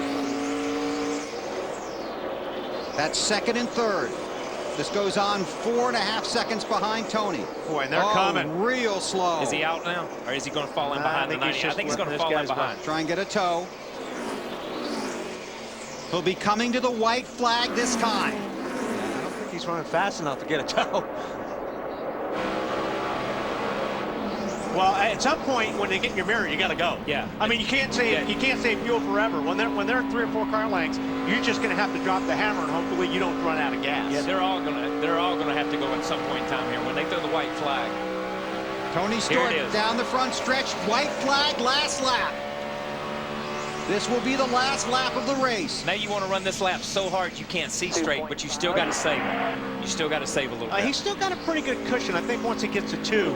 Johnson to second. Johnson to second here. 2.5 seconds behind. Can't take the racer out of Carl, though. These guys are not saving fuel right now. No, they're not saving fuel. Carl drove right back up under him. That's Just shooting him. It's 6 back to anything else. That's for second. If Stewart runs out, that would be for the win. Clear, clear. Tony in turn 2. Boy, they're barreling down on him now. It's a long way from turn 3 to the start-finish line, though. Look at him looking. Tony Stewart out of the final turn. Made the big move in the offseason. Here he comes. To go over to Haas Racing, he's got take over part of the ownership, and Tony Stewart's going to take that team to victory lane. 48's out of gas. See him on the inside there. Listen to the crowd, man. He ran out of turn 2. That's incredible. God, I'm proud of you guys. You make me look like a damn genius Trouble in up here. 4. Casey Kane. One car around Kane, able to hang on to it. And here he comes across the line. You guys. Flat tires. Tony Stewart last pitted on lap 159, and he made it last to the end. Edwards, Rudeman, Jeff Gordon, Ryan Newman, Ambrose, Johnson, Montoya, Burton, Sam Hornish Jr. gets a top 10 finish. So congratulations to Tony Stewart. This is going to be a fun victory lane. It's amazing all-around effort. Lost a car in practice Saturday, got the backup car on the track, got it some laps, started at the rear of the field, and now he's going to victory lane.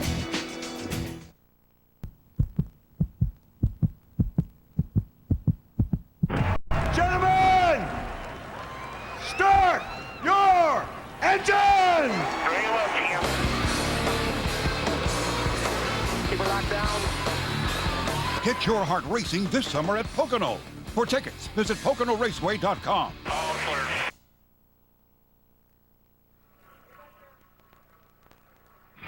NASCAR Sprint Cup Racing from the Pocono Raceway is brought to you by Sprint.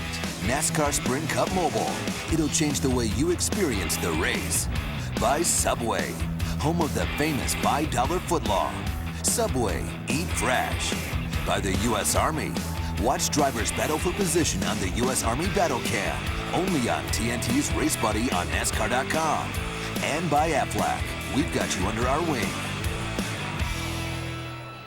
34th win for Tony Stewart. 31 of his 34 wins have come in June or later in the season. This is 370th race. His last win was Talladega 19 races ago. It's his second win at Pocono. And he even improved his lead in the championship standings to 71 points over Jeff Gordon. That's a victory flag he's going to hang on to for a long time.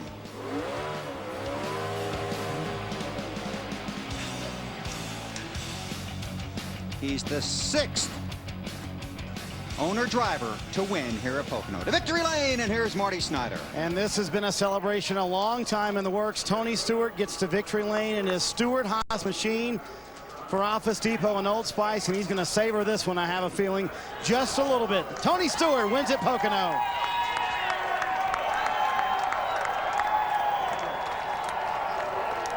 With his dad here and his Bobby Hutchins, one of the team managers at Stewart Haas, Eddie Jarvis, his longtime business manager.